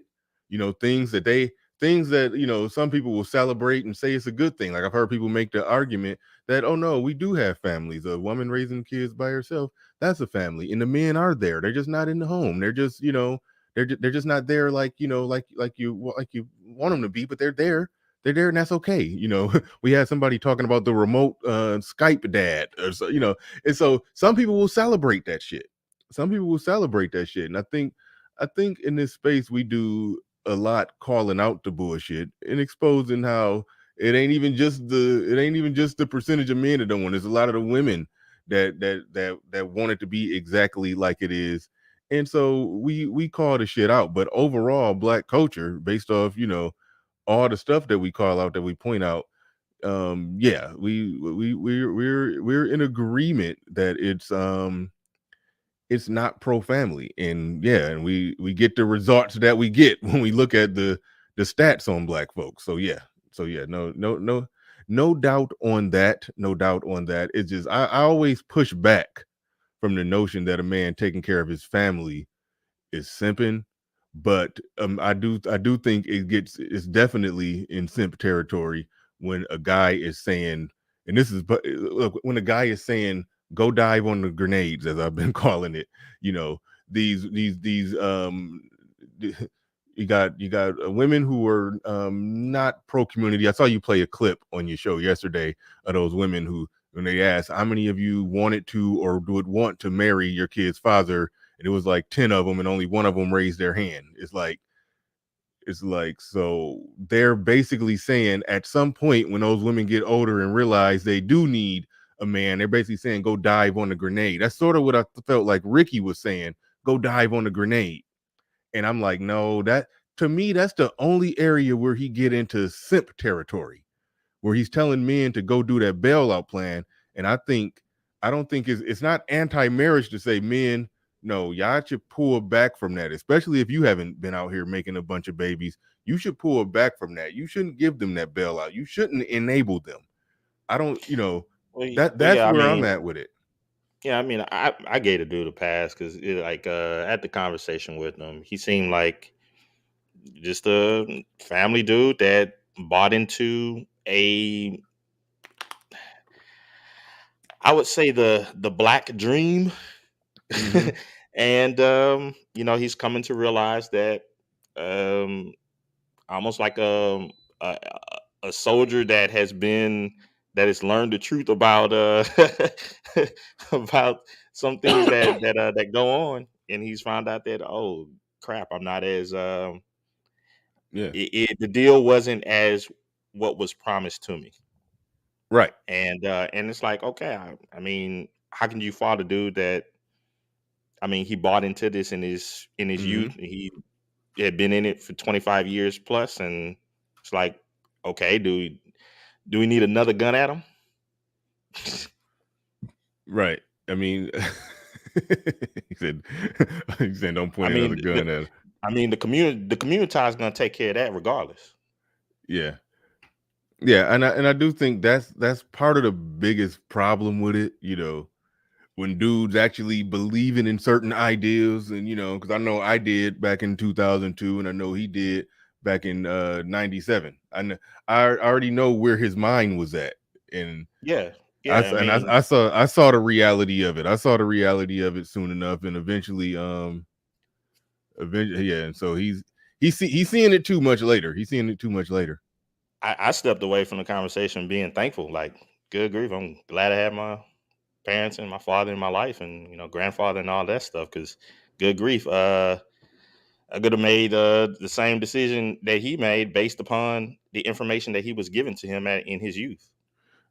Right. So but by that decision, okay. So is that decision? Are you talking about diving on the grenade, as I call it? Going and wiping up the baby mama, or just?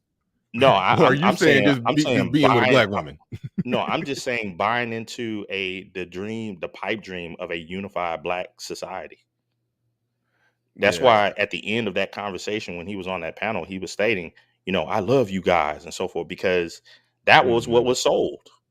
You remember all that ultra blackety black stuff back when? I wonder, back in '97, was it just in his mind, was he just getting with a chick that he liked, or was he thinking, oh, community? Because like I said, I don't think they start talking community until they get older. Okay. Either way. You had one of your first interviews here. You had that exact same situation. Remember No. RJ? Yeah. And what did he tell you? He was into the whole, I wanted a sister, I wanted blackety black, and that was from since youth. Yeah. How could you fall a dude like that? That's what he was taught as a kid. Yeah. And I guess I can't relate to that, because I didn't start thinking in terms of black people and the problems with black people and all of that until later, or what's important for black people and the problems or of the failure of the black family structure and all of that. But I didn't start thinking about all that until later. But you are right, he was thinking about that early on, and he did dive in, and that was one of my favorite interviews. It's lost in the archives, but that was definitely a good one, because other than the blackety black, we black y'all part of it, I definitely could relate to him. Both of us got married extremely young. I married my first, we had sex before marriage, but I think he didn't have sex until he was married. So he did everything the right way and got certain results. And he was a super successful man. It's like, so yeah, it's a weird situation. I mean, me, I'm not gonna. I think out of all people would grasp that if a great opportunity to get a hearty laugh off is there, I'm gonna take it. But at the same time, it's like I would say, being consistent with my philosophy, let it burn, but at the same time, I'm not gonna laugh at the firefighters. That's one thing that I forgot to say. That SKC, you were sounding like you really love the community. I'm just playing. I'm not gonna laugh at a firefighter that then he didn't realize that, good grief, I tried to go in there and I wasn't absolutely perfect, but heck, I doused some stuff out, and the people are continuously running back in there with gasoline. Good grief, what are we doing here? How can I sit and laugh at him? I'm like, I can laugh at the situation, but I'm like, God, he finally realized that they're not on his team. They're undermining the very thing that he wants. And he thought they were all on the same team. Like, oh, holy crap. Yeah. Well, if you could stick around a little.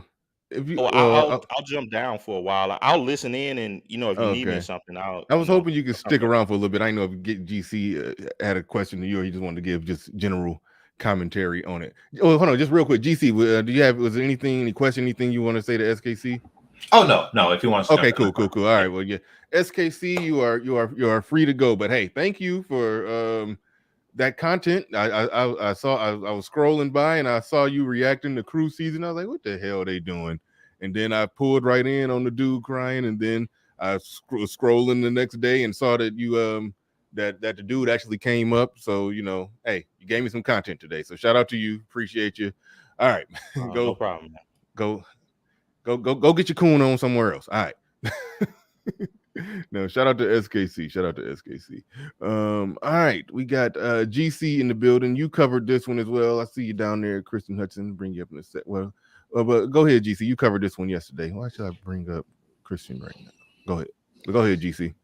Yeah, so it's interesting the whole bobblehead thing that they were doing, because essentially what they were doing, in my opinion, was they were trying to encourage this continued behavior.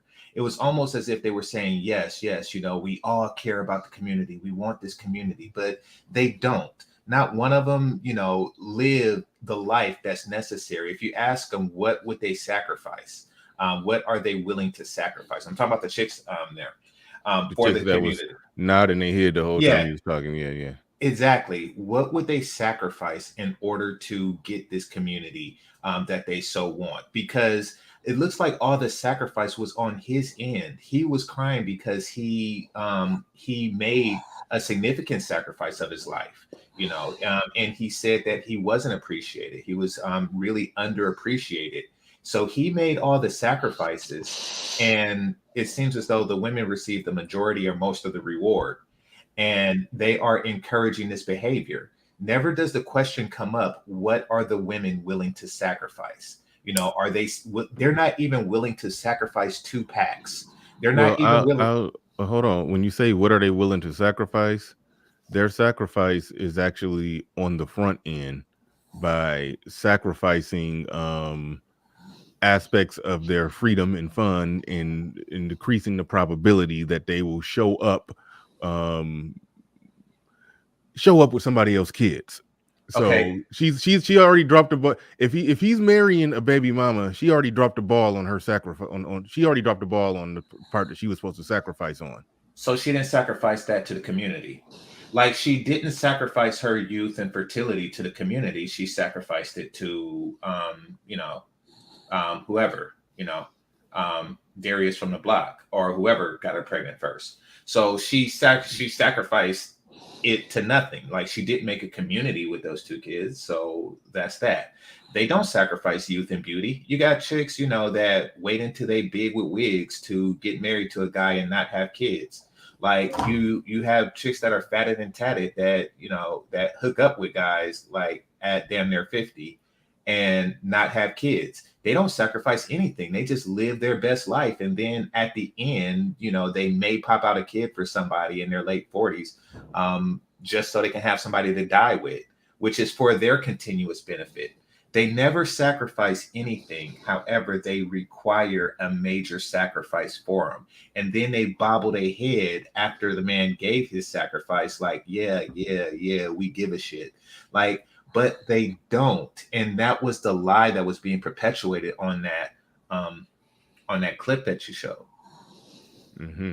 Real quick, before I go to Chris Hutchin, let me get to the super chats. Appreciate everybody supporting the stream. The Mac Trucker in the building. He says, "Why didn't he use game or alpha his way through it?" He's alphaing his way through it. I would say that's what he's doing. I would say that's what he's doing. Eugene Thompson says there is real trauma in this man's voice. His marriage experience, his raising of non-biologicals. It's like he's raising androids. His raising of non-biological sounds like it's all a bad deal. Ruckus Buck in the building says, "I'm married, 1 woman, 3 kids. I teach my sons the same thing. If you lay down with a woman, she should be worthy of your last name." Right on, right on. Wait, what? I'm keeping it moving on that because I mean, listen, hey, if he's trying to steer his sons away from having a bunch of casual sex, then I'm not gonna get in the way of that. Why is it? I am. So why is it that black people, or black men, are the only ones that don't have a grasp of the concept good enough to bed, but not good enough to wed? Only reason that I kept it moving on that because he said that's what he tells his son. Now, if he hopped on a panel and try to tell another grown man, don't have casual sex, then it's like, nah, I wouldn't let that ride. But well, hopefully his son isn't watching, because here's the thing about that. If you want to see a man cry, you can have a guy who avoids casual sex his whole damn life, and then look at him in 50, and then he'll say, damn, I turned down a lot of pussy and I only had sex 4 times in my quest for a virtuous wife in the black community. That is some crying right there. Like, I mean, that's another sacrifice. that's another sacrifice that they're asking us to make that they're not willing to make. He's not asking us to make it. If he asked us to That's make, that's another one that society is asking us to make. yes, if society is asking that, then I'm having a different conversation. If a man is raising his own sons and saying, hey, stay away from casual sex with chicks that ain't worth a damn. Try to get if you're gonna be having sex, try to get relationship sex from quality women. If a man want to raise his sons like that, I'm not in the business of knocking that. But no, I'm not knocking that. I'm okay. So, what his comment aside, because it was like directed to his sons. So that's something different. Yeah, that's why it's no pushback.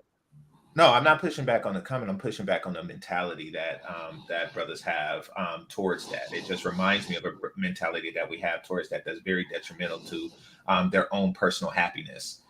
We as Black men, we sacrifice our own personal happiness for a community that doesn't give a shit about us far too often. Yeah, and I didn't even necessarily hear him say, well, you ain't talking about him, but yeah, I didn't hear him saying community, but the general idea of, sacrifice your happiness for a community that don't give a damn, that is a bad idea, but I didn't associate all that with Ruckus Buck's comments. But James Wingate in the building said, my people are my family, not the community. Sorry, thank you for the super chat, appreciate that. Free Zone Lou in the building. Oh my goodness, that's not a super chat. Well, okay, I guess you can bring up some of the let's see if it's a worthy comment. Okay, Free Zone Lou in the building says BR is wrong on this. A lot of the community considers having in-house in any way as simping, especially on YouTube. I strongly disagree with that. The majority of the community, let me see, do you say a lot? I don't think a lot of the community thinks that. I think MGTOWs think that, and I'm not going to call MGTOWs on YouTube, whether they're Black or white, whether they claim the name MGTOW or not. I'm not going to call them the community. I'm going to call them MGTOWs on the internet. Most people don't think that if you're in a relationship that you put it like this, you're simping in a relationship if you're simping in a relationship. Like that, so I understand the MGTOW philosophy, because when they're MGTOWing properly, their whole thing is pull away from the system, starve the system at every turn. Definitely don't sign no legally binding documents, but see, there's some MGTOWs who be getting into relationships but still calling themselves MGTOW. But the ones who are saying starve out the system 100%. I understand they're that's weaponized bachelorhood, that's political protest. Those are the ones, not political protest. They're just protesting, feeding into the system, so to speak. And those are the ones that will call you a simp if you do it. And by if you do it, I mean if you in a relationship with a chick if you're in a relationship with a chick that's solid to you, she treats you right, you do what you say, she and she follow your lead, and she know when to shut the hell up and when not. And if that's what you got from your woman, then I'm not knocking a dude on that. But if he's following her lead and eating out of her hand and she telling him what to do, and then yeah, okay, then he's simping. That's like I said, you're simping if you're simping. But I don't equate what everybody say on the internet as the whole damn as literally just that's the community. No, that's a anyway. Sodomy and Chicken in the building. Funny name. He says sprinkle some alpha dust on that dude. No, he's alphaing his way through it. He's definitely alphaing his way through it. But all right, we got Kristen Hutchinson in the building. What's your overall takeaway from what we got here today?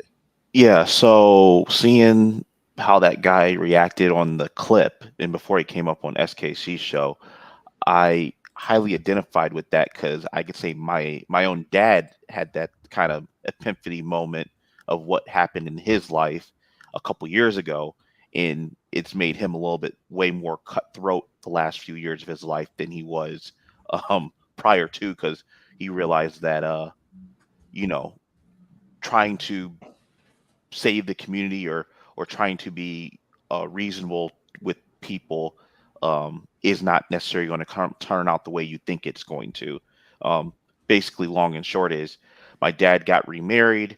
They all had grown kids, basically, but her kids had kids before any of my dad's kids had kids. So his new wife had grandkids before me or my siblings produced grandkids. And so my dad basically engaged with these children like they were his grandkids for years. And when his own kids started having kids, he started doing certain things. And when he started doing certain things, he was treating all the grandkids equally. He didn't look at it as these are his wife's grandkids and this is his grandkids. He looked at it that all these kids, all these grandkids are associated with me. And then what happened was when something there a life event happened on my dad's side of the family, and basically what ended up happening. So basically, long and short, I started having kids, and my dad was like, "What do you need?" I said, "I don't need any diapers or none of that stuff." He set up a college fund for the kids, and he said, "Cool." So he funded like a 5-figure sum into the college fund, and so then his wife got wind of it and was like, "Well, you didn't set that up for my grandkids." He said, "Well, they didn't ask for that. They asked for diapers and clothes and blah blah blah blah blah." So he funded a college fund for them also. So then about what was it, about 2017, 2018, something happened, and then my dad said something basically long and short was uh the the the only people putting money into the kids' college account was my dad. He would put money in on their birthday. When my dad's wife asked him one day, "Oh, how can we?" She wanted to know where could she mail in a deposit for her grandkids' college fund. My dad was like, "Oh, well, here's the account numbers." And so then my dad's wife said, "What are all these account numbers?" He said, "These are for the grandkids." He said, "No, I only want my grandkids, not your grandkids." And then my dad, he got hurt like how this guy was, and he was like, that really took him back because he did not know she was there. There's a lot more backstory. We could go into a whole thing about it, but he was really hurt, and it's really changed his behavior towards his wife since then. Yeah, no, yeah, that you get that dose of reality does it, and sometimes it comes late. Sometimes it comes 20, 25 years in, and so yeah. It was about 17, 18 years into the marriage. Yeah. All right, we got Fatty in the building. What's going on? Hi guys. And what's up? What's up? Hey, what's up? Good afternoon. You guys are missing a lot of context on this show that you are doing today, because the emotions were running wild before, because a guy called Daryl Long, he was talking about taking care of young kids in Detroit, right? Like the fatherless kids, the problems that he faces when he talks to them and what he sees on real life. And he mentioned the African proverb that said, "The child who is not embraced by the village will burn it down to feel the warmth, to feel its warmth." Basically, he was saying that the child that is not loved by their parents, by their village, by everything, will burn everything down just to feel the warmth of the village burning. And that's why Ricky had the reaction that he had when he was saying, "You don't love us," or "You don't love each other like you tell you do love us." He was talking about the woman that usually say that they want a good guy, a responsible guy, and then they go fuck someone else that is not that type. And then when they get to the 30s, they will choose that guy to take care of the kids, the stepdad. And he was talking about the men that always complain about the community. But as soon as they see one man being a stepfather, so those kids have a male figure at home, and he's trying to solve a problem, you shit on him and you shame him just because he was on a relationship with a woman that had prior kids. He's like the guy that was here before saying about shaming the firefighter.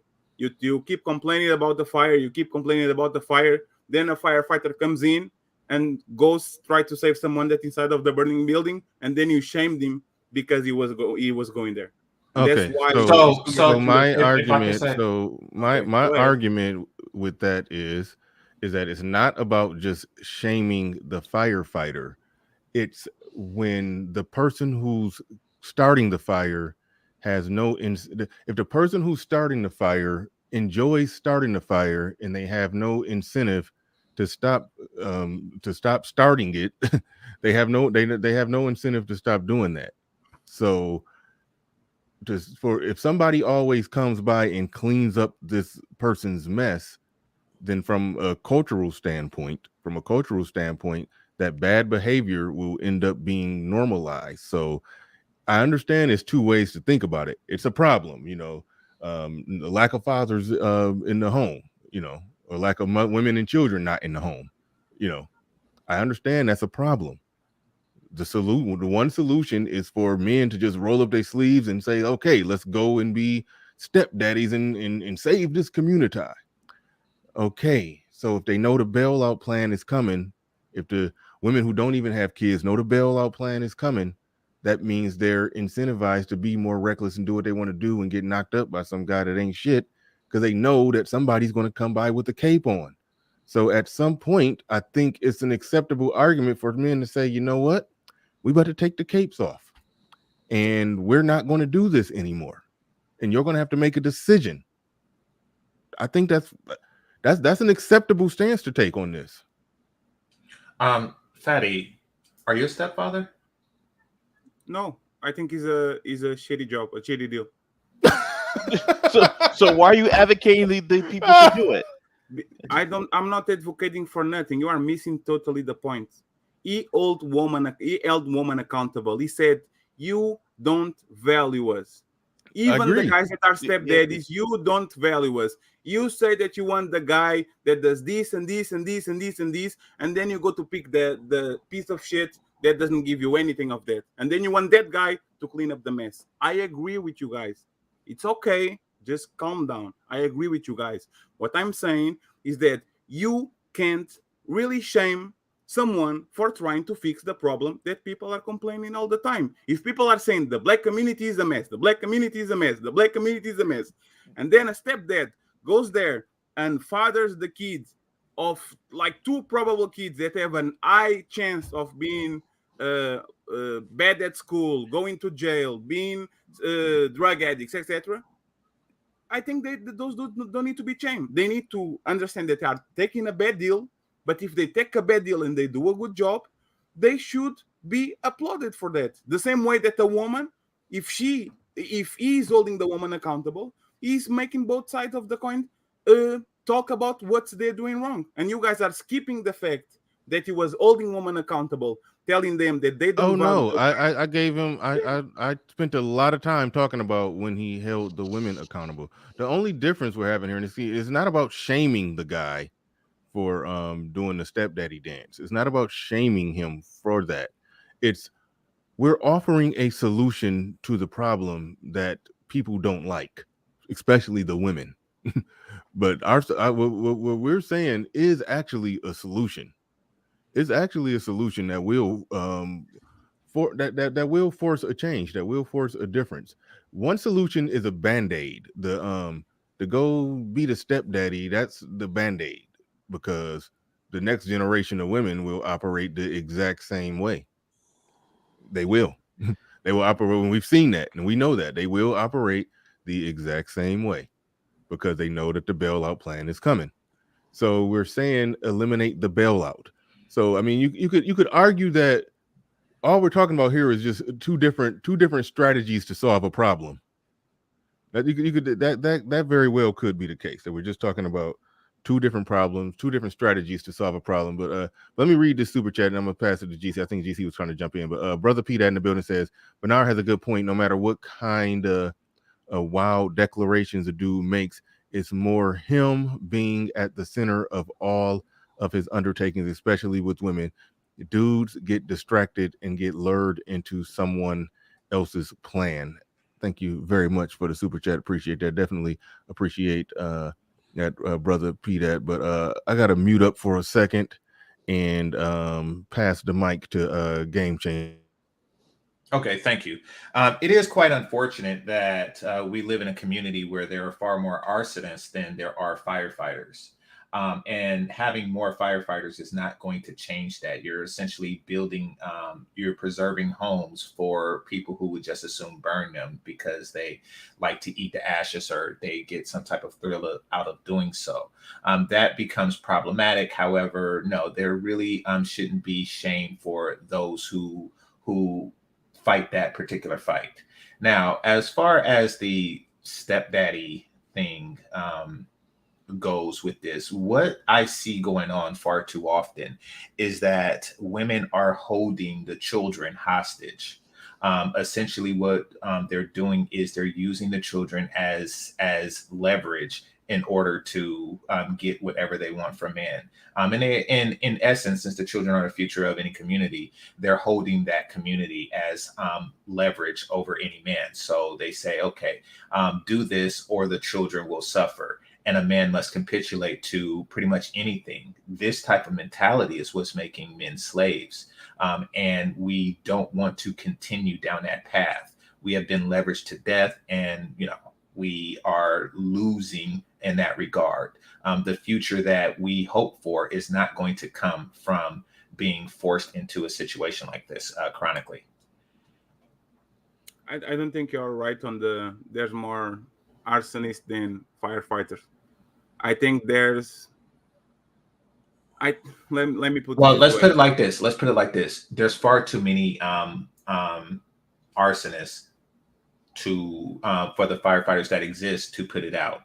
But We can speculate. However, if something is on fire, then the problem is, and chronically on fire, then the problem is that the fire to firefighter ratio is bad.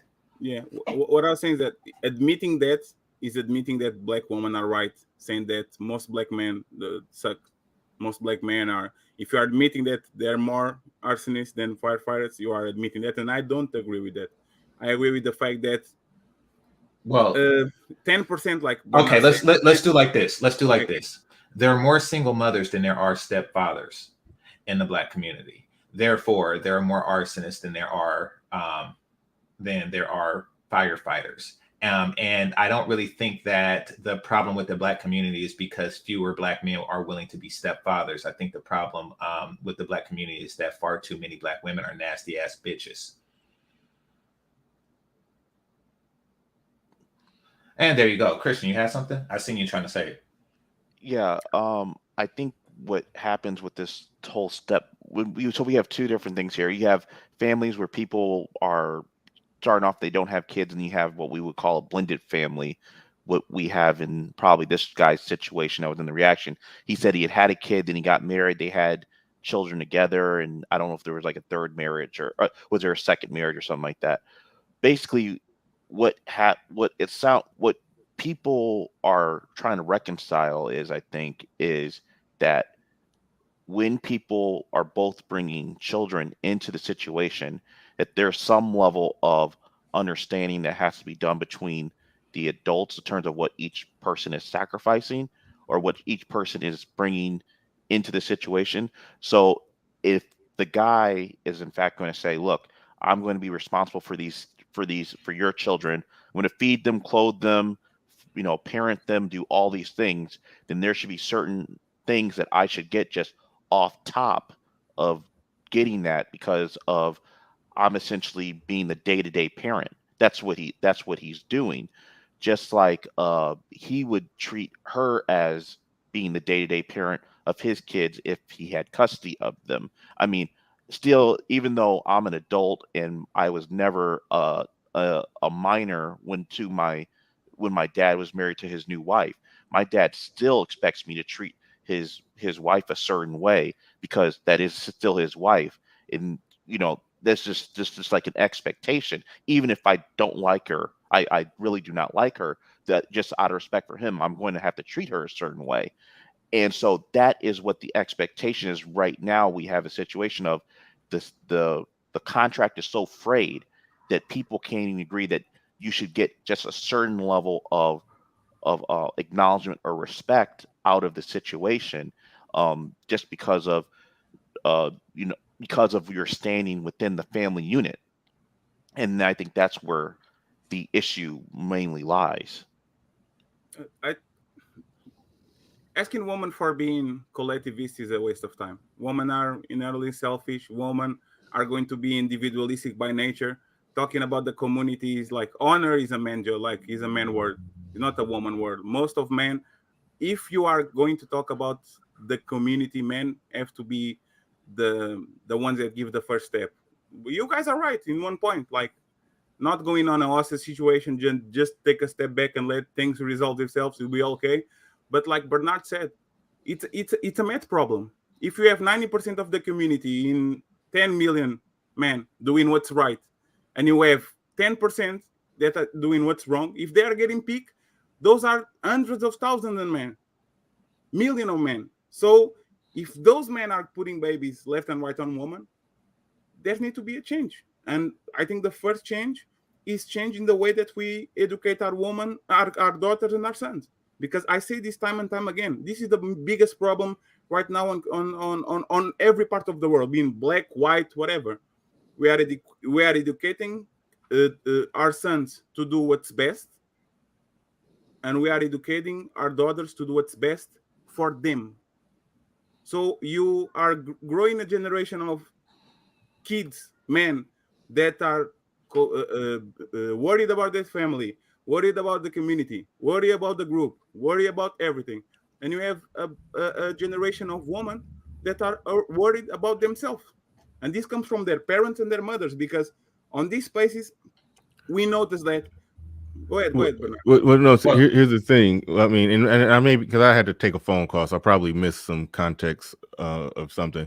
But if you're saying that, you know, damn, what did you say? Something about women are not going to be community minded. They're going to be selfish by nature. Yeah. Yes. Okay. Yeah. Women are going to be selfish, and that is largely the reason why that, you know, my biggest criticism of Ricky Williams is when at the part where it sounded like he was emboldening other men to go dive on the grenades. It's like Exactly. if you agree that women are selfish, then the go be the stepdaddy advice to clean up the community. Like, no, that ain't it. Like that. But he acknowledged that point. He said that those men are not being valuable. He said it by his own word. He's not lying to them. He's not selling them a dream. He said it. That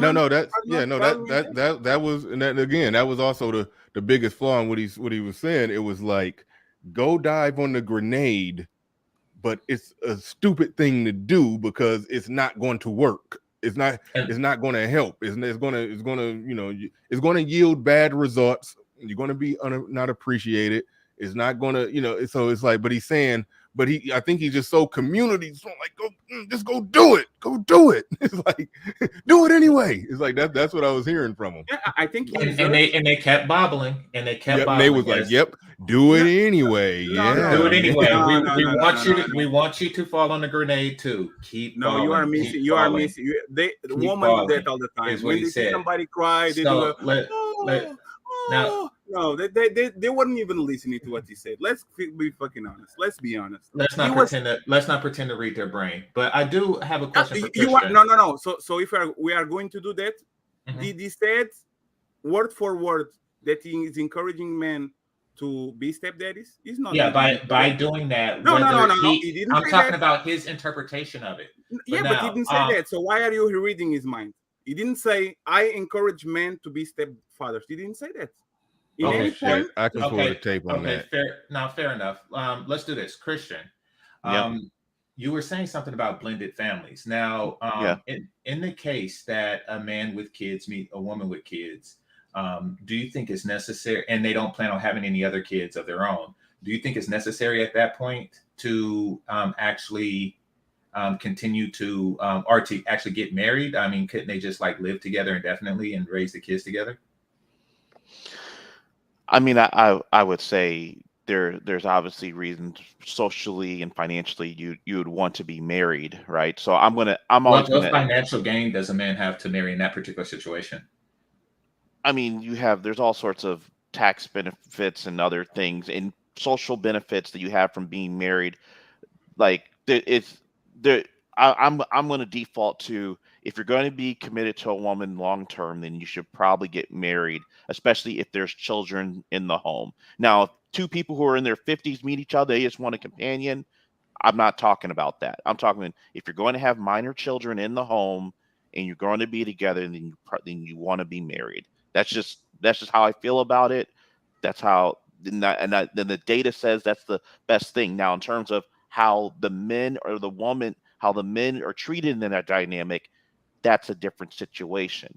And also too, I would always advocate that for men, if you're I don't believe you should if I had kids and a woman had kids, that's different going in that situation versus the man not having kids and the woman having kids. So we have to talk about there's different things. There's no kids, there's Brady Bunch situations, which has been going on since the dawn of time, and then you have what we have going on now where women have kids and guys are coming in expecting to uh basically backstop the previous the previous non-existing parent and and keep the family and provide provision for the family going forward. Those are three different Now, situations. now you talk about the benefits. Primarily, the one that you mentioned was tax benefits. The risk does seem to outweigh the benefits, especially since you're dealing with somebody who obviously ended previous relationships. So, what do you feel that understanding the risk in a divorce, is enough to the tax benefits is enough to receive the risk of divorce? Again, socially and economically, the benefits of marriage are much better than just living together in the same household because of there's numerous things that go on. Yes, you could do let's put it like this. You can go do wills and trusts, you can go do advanced directives, you can go do representation agreements, you can go do all this other paperwork.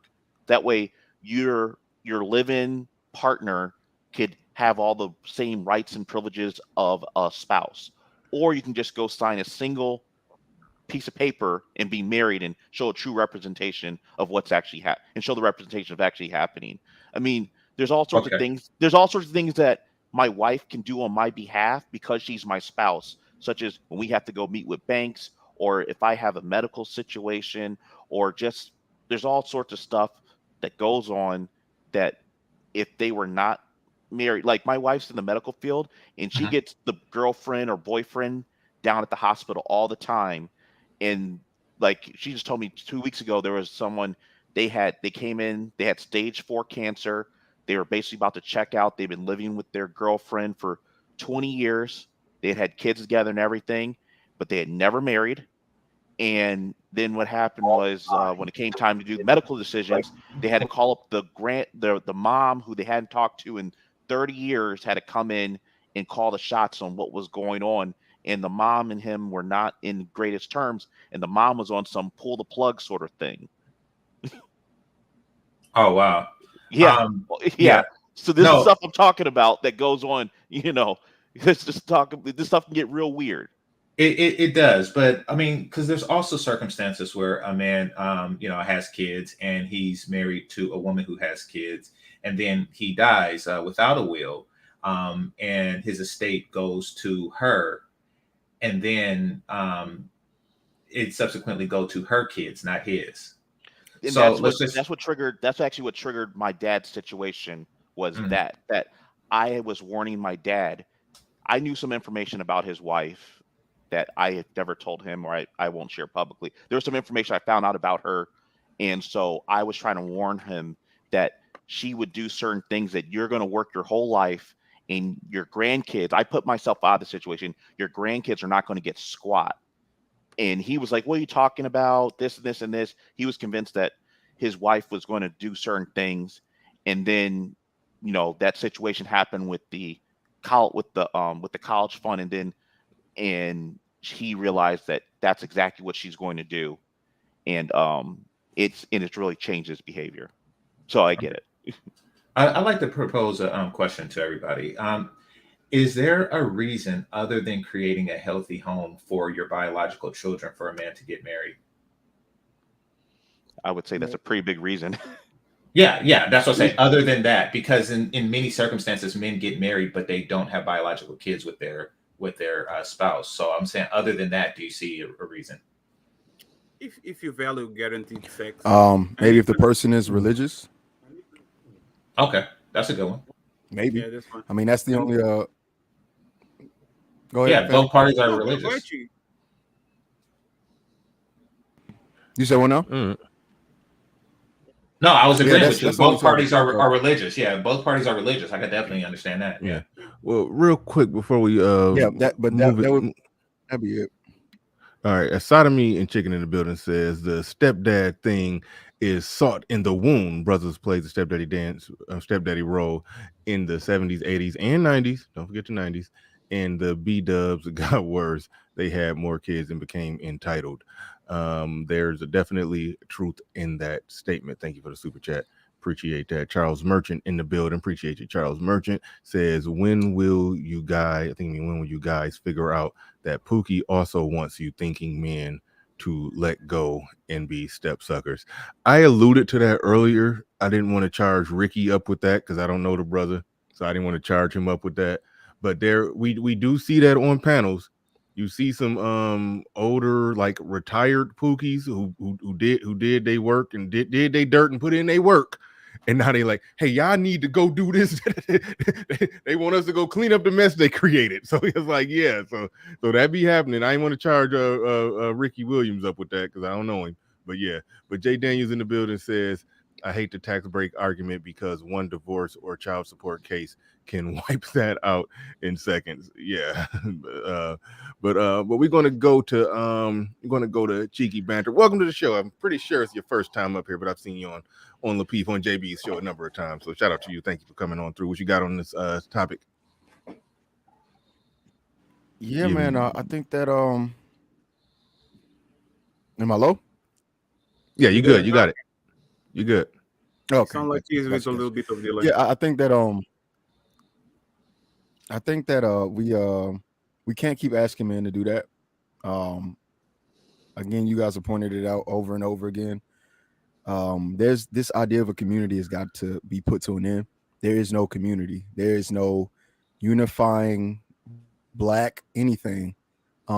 So stop acting as if we need to think on a communal aspect when every aspect of our lives has been individualistic. It doesn't make sense for me as an individual male to take on the responsibilities or the consequences of a female who operated as an individual and not thinking communally when it came to giving her box away or a womb. That doesn't make any sense. And I'm not willing to sacrifice my time, effort, money, or anything else to take on the consequences of someone else. I'm not Jesus. I'm not a Messiah. You can't keep asking for a Messiah and then not treating the Messiah like he's a Messiah. It's part of the problem. Men don't ask for much but appreciation.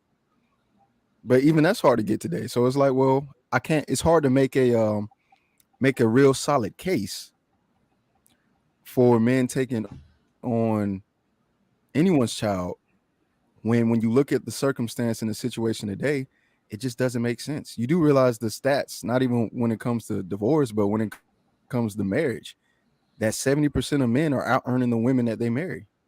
So that means when it comes to alimony in the case of divorce, right, that's going to go to them. In the case of child support, we already know, even if you married or not, more than likely going to the mom. So in no circumstance does it make sense to take on a risk when there's no sense of mitigation for that. Like, what can you promise me?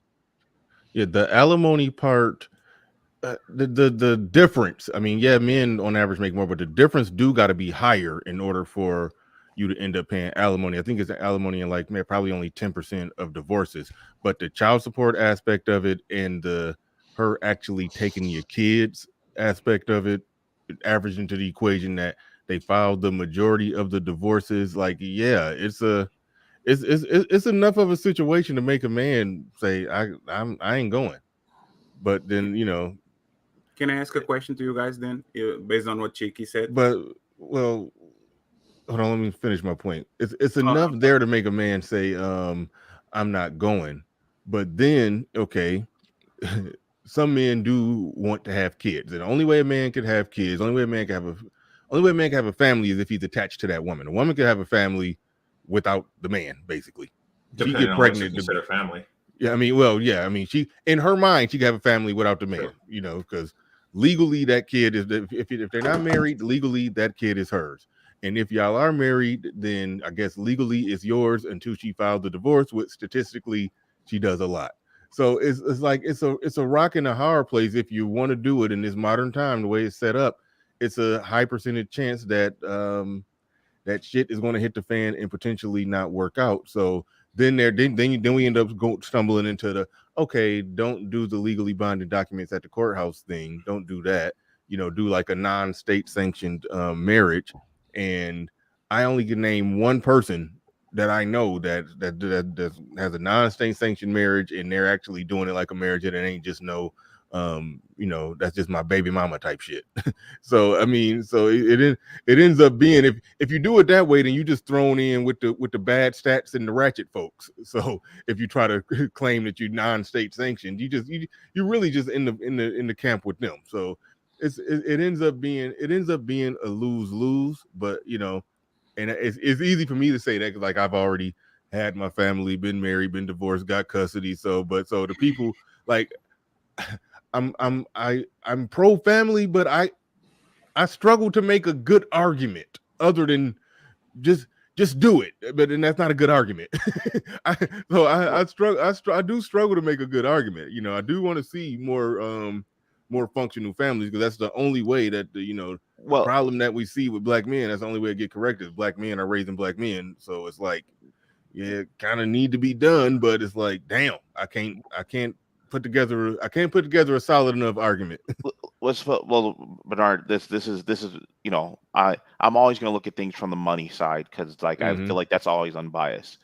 The issue is going to be the reason why marriage is so essential within our society because of that is the only effective way we've been able to pass wealth and assets and everything between people within our bloodlines. Because as we see, why do you think wealth is so low in the black community? Because the wealth and because the lineage and bloodlines are all crisscrossed. So the thing is, you don't know who gets what. So again, look at what happened with my dad's situation. He earned the money, and if I didn't like step in, the money would have went to his wife's side of the family, who are a bunch of they're a bunch of nut jobs. Okay, and people would not be capitalized on my side of the family where the money would be used effectively.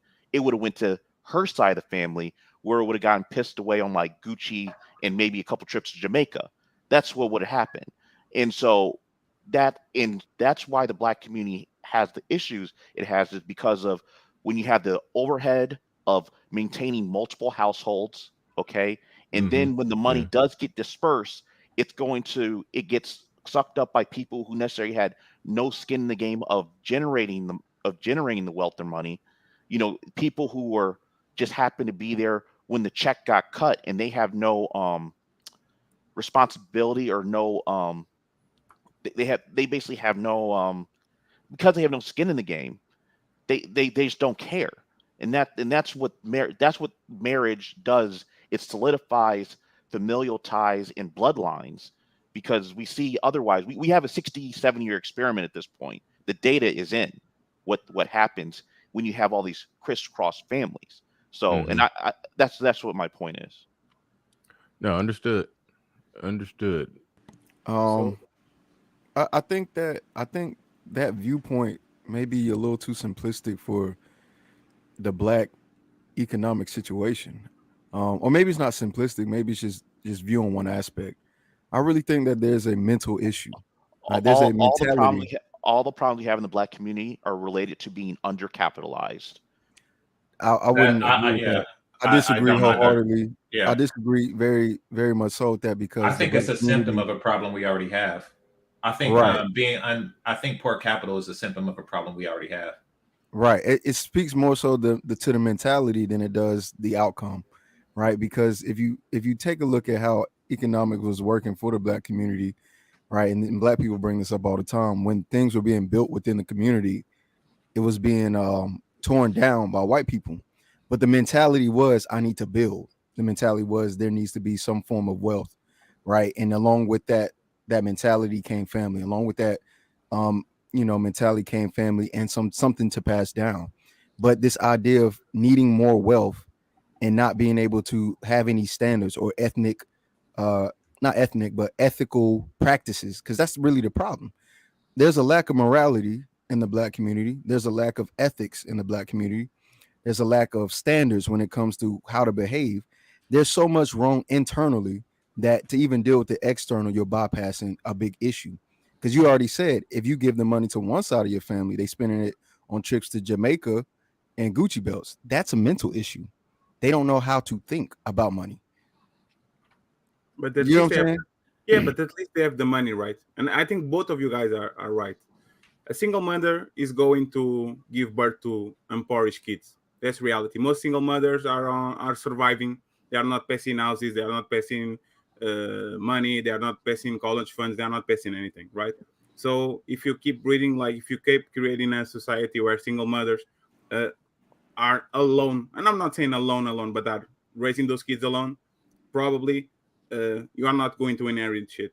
And when the question that I had to you guys was on this point, like, let's forget the woman. Let's pretend that they are really selfish and are going to try to outsmart the man and are going to try to game the system because that's how they roll, right? And you sell a plan to all the men that we are going to starve single mothers. And when I say starve single mothers, is that you are going to be punished by being a single mother, and nobody's going to do the stepdad cleanup job, fireman type of thing. There's one saying on the Brazilian manosphere where they usually say on these cases, most of men on these spaces are one blowjob away from getting back to the plantation. And they say this a lot because men will present themselves as, I will never do this, I will never do that. And as soon as a woman blinks to them, they go running, trying to get that. So my question was, how feasible it is, and what percentage do you think of men are going to one day open their eyes and abide by this? And do you think that's feasible? Because I don't think, honestly, it's Well, like go ahead. Yeah, no, I have a separate question to the brother in the bottom left on that. Do you think that the cultural issue, one of the main cultural issues why money wouldn't help is because, well, I think the issue why money wouldn't help is primarily cultural. Not that we're not passing down generational wealth. I think the reason that we don't pass down generational wealth is because we live in a culture where if all individuals are looking to live their best life, then part of living your best life is spending as much money as you possibly can before you die. And that includes things like reverse mortgaging, et cetera, et cetera, et cetera, or just, selling the house so you can retire abroad or something like that. I mean, the concept of family and future wealth is lost in the culture, and therefore, wealth isn't generated or even passed down as a result of it. And furthermore, it really doesn't make much sense to build wealth, long-term wealth, for something that doesn't, for a society that's not going to appreciate it, like this man was underappreciated. For example, let's just say a man who's 50 years old, he may want to invest in something that would mature in the next 30 years, like real estate or something, or land to build real estate upon. But what's the point to have a bunch of money at 80? So it creates this right now thinking if you don't have a desire to pass it on to your children. And unfortunately, for so many Black men, our children are not our children.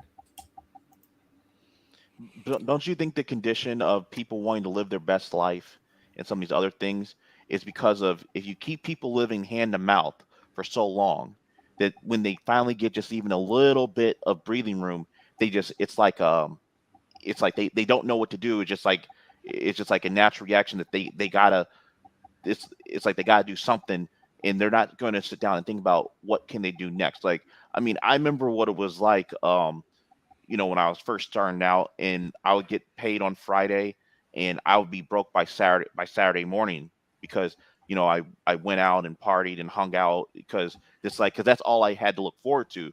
But once I was able to like get myself more established, like, I don't need to do that because I have this down the line I can get. And so now what they've done is they basically conditioned us that everything is about just getting to the next day, living hand to mouth. No one can even think about what's going to happen. I'm not even talking about in 10 years or 30 years. I'm talking about in 6 months or 3 months. That's how they've gotten people to behave in the way they have. And that is directly a result of being undercapitalized because people have no ability to long-term plan because they have to do something today to get to tomorrow. So No, I definitely agree with that. With that though, the Well, reason why that wouldn't make sense to me is because if you look at the time frame and how we're positioned today as just people in society, we have the most opportunities that we've had before. So if what you're saying is to be true, then how were those before us able to build anything or even have the capability to think ahead? Because capitalism, in the way that this economy has been funded, has always been buy, right? In order to get right, the lifestyle of the rich and famous was not, brought up in 2020. It was brought up however long ago it was. I wasn't around when the show came out, right? Grey Poupon, those things didn't. The luxury is nothing new, and this idea and this mentality toward it is not new either. But the difference is we don't have anything worth technically standing for, right? Like, it's one thing for me to sit here and say, you know what, I don't mind sacrificing for the greater good. But if there is no greater good, why should I sacrifice? It's the same way. It's the same question that Fatty just asked. No, there is what they something to asked in sacrifice. Brazil. There is something to sacrifice, but the thing is, if you don't, if you're in an unstable situation, yeah, you're not going to want to sacrifice because what's happening is because you have no guarantee of tomorrow. See, so when there's no guarantee of tomorrow, people just do whatever. Then Wait, so just like they're saying YOLO, they say YOLO, right? I think you're talking about the lack of hope, right? When you don't have hope on the future, it's like the difference between a dream and a plan is that for the plan you have the path to get there, and when people don't have the path, they live for today instead of living for tomorrow. I think that's what you're trying to say, right? well, can I ask a clarifying question? So do you think that black or men should be stepfathers of children? No, I don't advocate. If you do not have if a man does not have children, I would never. I actually once someone I knew very well, he was going to marry a woman with kids. I was like, you have no kids, so why are you getting married to her? I said that's crazy. Now, if you already have kids and she has kids, that's a different situation. That's the Brady Bunch. That's been going on for thousands of years, and you need to figure out if that's a situation or deal you can cut to make it work for you. That's individualized. There's so many variables in place in terms of what's going on with the other child's father, what's her situation, what's your situation. There's so many variables. You have to actually lay down what's all happening. Hey, you know something? I always wondered how come Mike didn't just marry Alice on the Brady Bunch. Like, she didn't come with 3 kids. Just saying. But no. In addition to that, what you're describing, Christian, is the cause. Regardless of the cause of what made the culture this way, if you say that it was, a prolonged, it was prolonged poverty that made the situation this way, no matter what the cause is, the effect is, as the brother with the hat on described, and that is that this culture exists. Maybe you're right, and it's very possible that prolonged exposure to poverty has created this hyper, consumerism mindset. Nevertheless, it exists, and I think that that's the real problem: not having the money, not the absence of the money, but a responsible cultural attitude towards it is really what's a bigger problem. Like when I see like we have a bunch of taquerias, and of course there are the Chinese food places and Mongolian, et cetera, et cetera, et cetera, the small family businesses. And then you look around and there's no Black family businesses. And I think the reason for that is pretty obvious. And that's because there's no Black families. Like, what's the point in opening a barbershop, or excuse me, not a barbershop, but a barbershop would be one Black business. But what's the point of opening up a barbecue shop if you don't have any kids to help out? You're not building it for the family or anything like that. So, I think that a lot of people live their best life because that's their only choice. again, when you have no long-term prospects, short-term thinking kicks in. I agree. And I think that we have no and- long-term prospects and- because the family structure is so fractured. Yeah. That because family is long-term process. Like this is the woman that I got with, and these are the kids that I had with the woman that I got with biologically. And now that we've gotten together and the kids are becoming of age to where they want a part-time job, at the same time I'm coming of age to where I'm looking for, a second income or looking to start my own business, then that's where it comes from. Unfortunately, we don't have that. We have a bunch of women that live their best lives and then try to get some last minute dick in before they run out of eggs. So just to be clear, and that's not really forming much. Like you're not going to get much out of that. No, of course you are. No, you're not going to get anything out of that. No, you are getting a lot. They're like this. We're talking about the alpha fucks, beta bucks. The beta We bucks are not. Of course we are. If you are saying that women are fucking around and then they are No, trying it's to get just, it's just, you it's just are going not- to the it's just not stepfather is the messing beta around. bucks. He's the cleaning man. It's family instability. It's family instability Right. Family So- instability. Instability introduces all sorts of attack vectors for other things to happen. Because now what happens is people start behaving in ways that are opposite to everyone's long-term, or might be in conflict with everyone's long-term viability.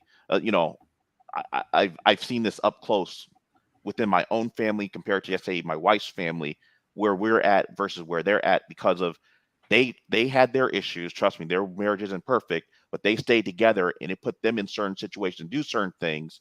My family split up. My parents split up, and it affected us in certain ways. So I can see very distinctly.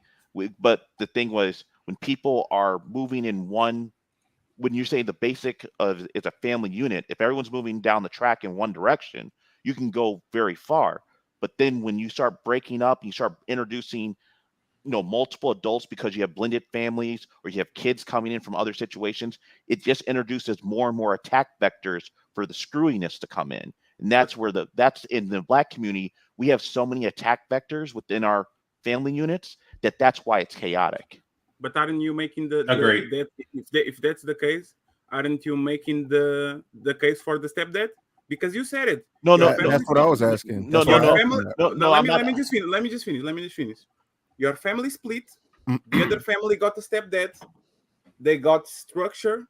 They got more money available to that family, and by that they had less problems probably than you guys, because you guys had to manage the lack of a parent at home. Basically, that's exactly saying yes, stepfathers are very valuable, because On if they are going to on clean- an individual because if they are going level. to- because on if they the- are going to clean up the job, and if they are going to get another income, if they are going to put discipline on those kids, even if they are the beta bucks, they are going to solve a lot of problems in the community on their own house. Is that I not common I sense? think on an individual basis, there are some situations where a stepdad could come in and he could definitely help that isolated situation with those kids. I mean, I had a stepdad, and I think I was better off for it.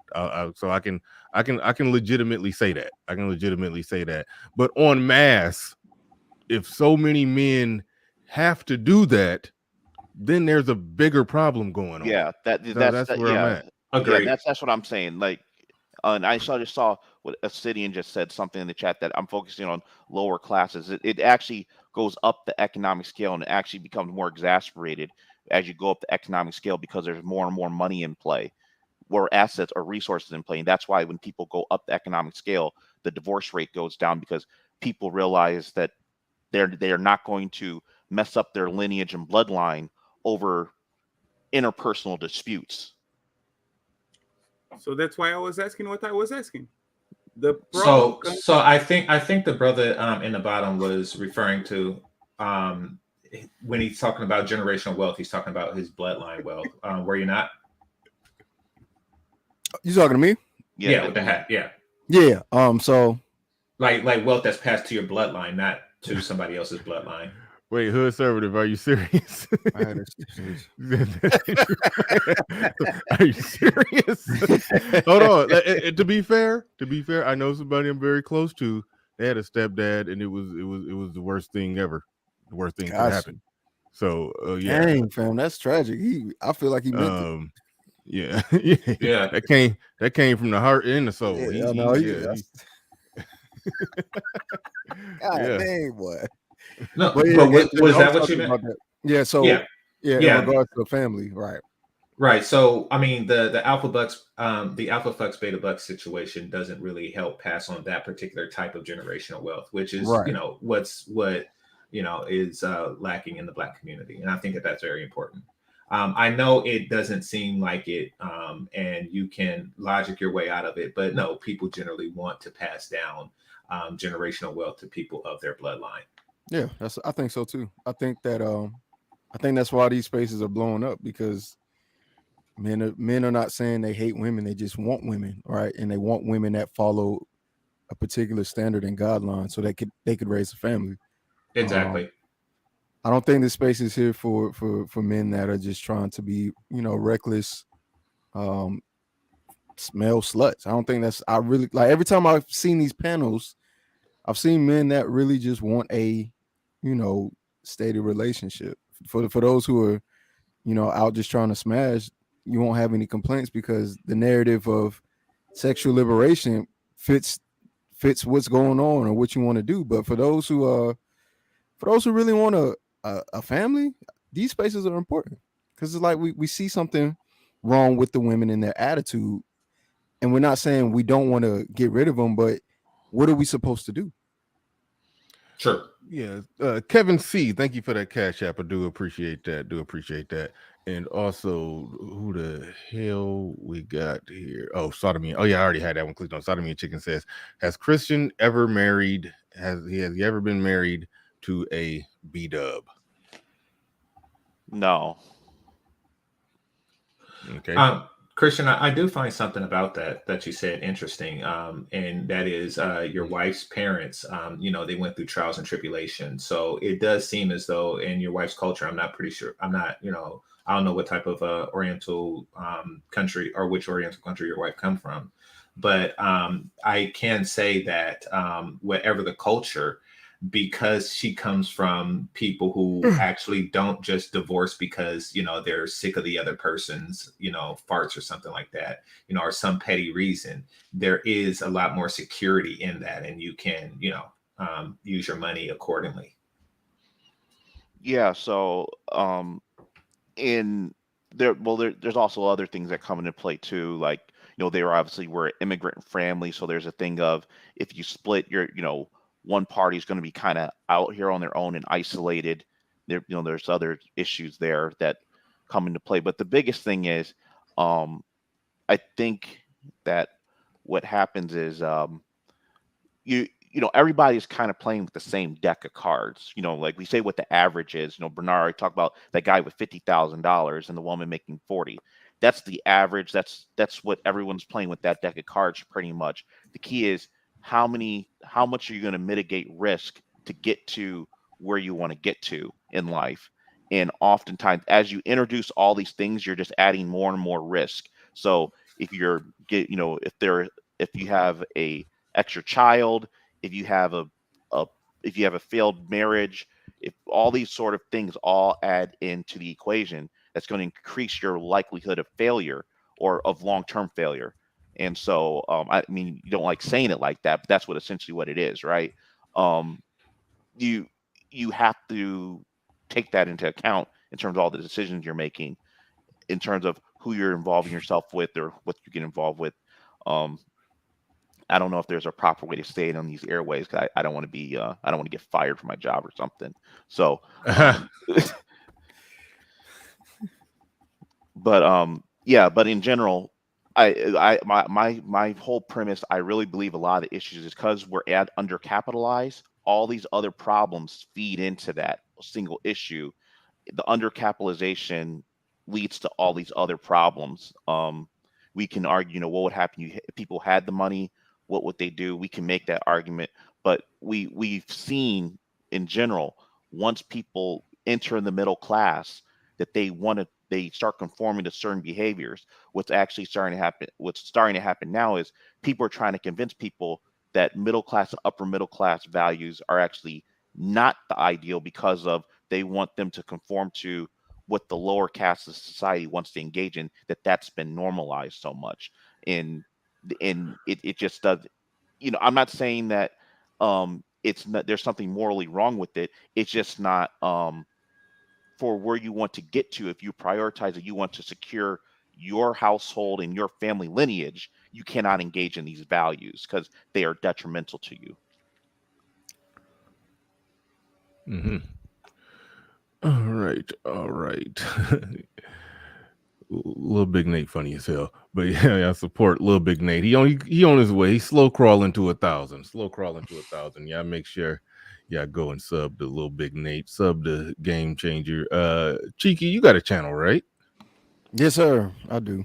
Okay, so yeah, we got a RM. Try to dig up. It's called Cheeky Banter. Yeah. Okay, RM. Try to dig that one up, or you can drop it in the back chat maybe.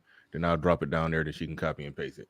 But all right, so yeah, we 2 hours and 50 minutes into this. We probably about to wrap this thing on up. Perhaps get some final words. And this is normally the part when I'm trying to get out of here. And somebody like Fatty, when he know we doing final words, he will just drop a complete Molotov cocktail on the whole damn show. You're gonna throw a bomb on it. You're gonna drop a whole bomb. And have me here. You're gonna have me here for another hour. So I don't even want to go. I was going to talk shit about Game Changer because he keeps cutting me off. I knew it. It's reality. It's fucking reality. That's reality. You tell that I'm the villain, but this guy is trying to make me a villain. I'm trying to restrain myself, so I'm going to keep. I'm going to keep looking. I'm going to give you the 30 seconds. Go ahead. This is de facto last words / argument between Game Changer and Fatty. So go ahead, Fatty. Say whatever you got to say. Say whatever you got to say. For having me. When people are talking, don't interrupt them because it brings bad things to the conversation. You call me Fatty from Fight Club. I don't want to be there here. So try to at least understand that I'm coming in peace. Okay? Game Changer. You said his name so disrespectful. It's like Game Changer. Go ahead. All right. Well, if you felt that I was interrupting you, know that it's not. No, I didn't felt it. I didn't felt it. You okay. Well, no. Like you just did it to me. Now let's do this. It wasn't intentional. So I'll work on that. So I'll work on that. I did have something that I thought was pertinent that needed to be asked of other people. The last time I was asking the brother to help reinforce your points. Nevertheless, that's fine. All right. Cheeky Banter. Go ahead and RM drop that the Evite to the Evite to the meetup coming this Monday. Go ahead and drop the Evite to that so I can make sure to talk about that before I get off here. But go ahead, Cheeky Banter, what you got? Final words. Yeah, man. I always watch. I typically don't come up because I watch in the comments while working. Okay. But I seen your what was it? 2 shows ago. Oh, he was talking about either I was talking about Umar or you had watched the debate between him and Cynthia G, but the one before that one I caught too. Yeah. But yeah, man, I just want to say shout out to you, man. I think ever since you joined the panel for Broken Dusty, I subscribe. You're really entertaining, my guy. Thank you. I appreciate it. And you be thinking, man. I really appreciate all the intellectual people that are in this space. Even when I don't agree with y'all, I appreciate the effort and thought y'all put towards things. So, hey, appreciate it. And wait, shit, where's it at? Go ahead, Christian. Last final words. Anybody in Detroit, make sure you come out on Monday. Come get some wings, play some video games. Hope to see you there. And everybody, make sure you read to your kids every night if you got them there in the house. Yeah, absolutely, absolutely. And yeah, like it says right there, hang out with Bernard Riley and a few Black Manosphere bros at Barcade Detroit for games during September 19th. That's right around the corner. September 19th, 8 p.m. to 11 p.m. No cover charge or fees. For more info, click on the link right there in the chat room. Click on Evite to something that Christian Hutchison set up. Basically, just Black Manosphere Black Manosphere content creators and subscribers in the Detroit area, just getting together once a month. Hang out, have a few drinks, network, the whole works. So that's more or less what's going on. So definitely, if you're in the Detroit area, go ahead and do that. This ain't no big event. This ain't no big Black Manosphere meetup event. Don't catch a flight for it. Don't catch a flight. But just show on up if you're in the Detroit area. Hang out, and yeah.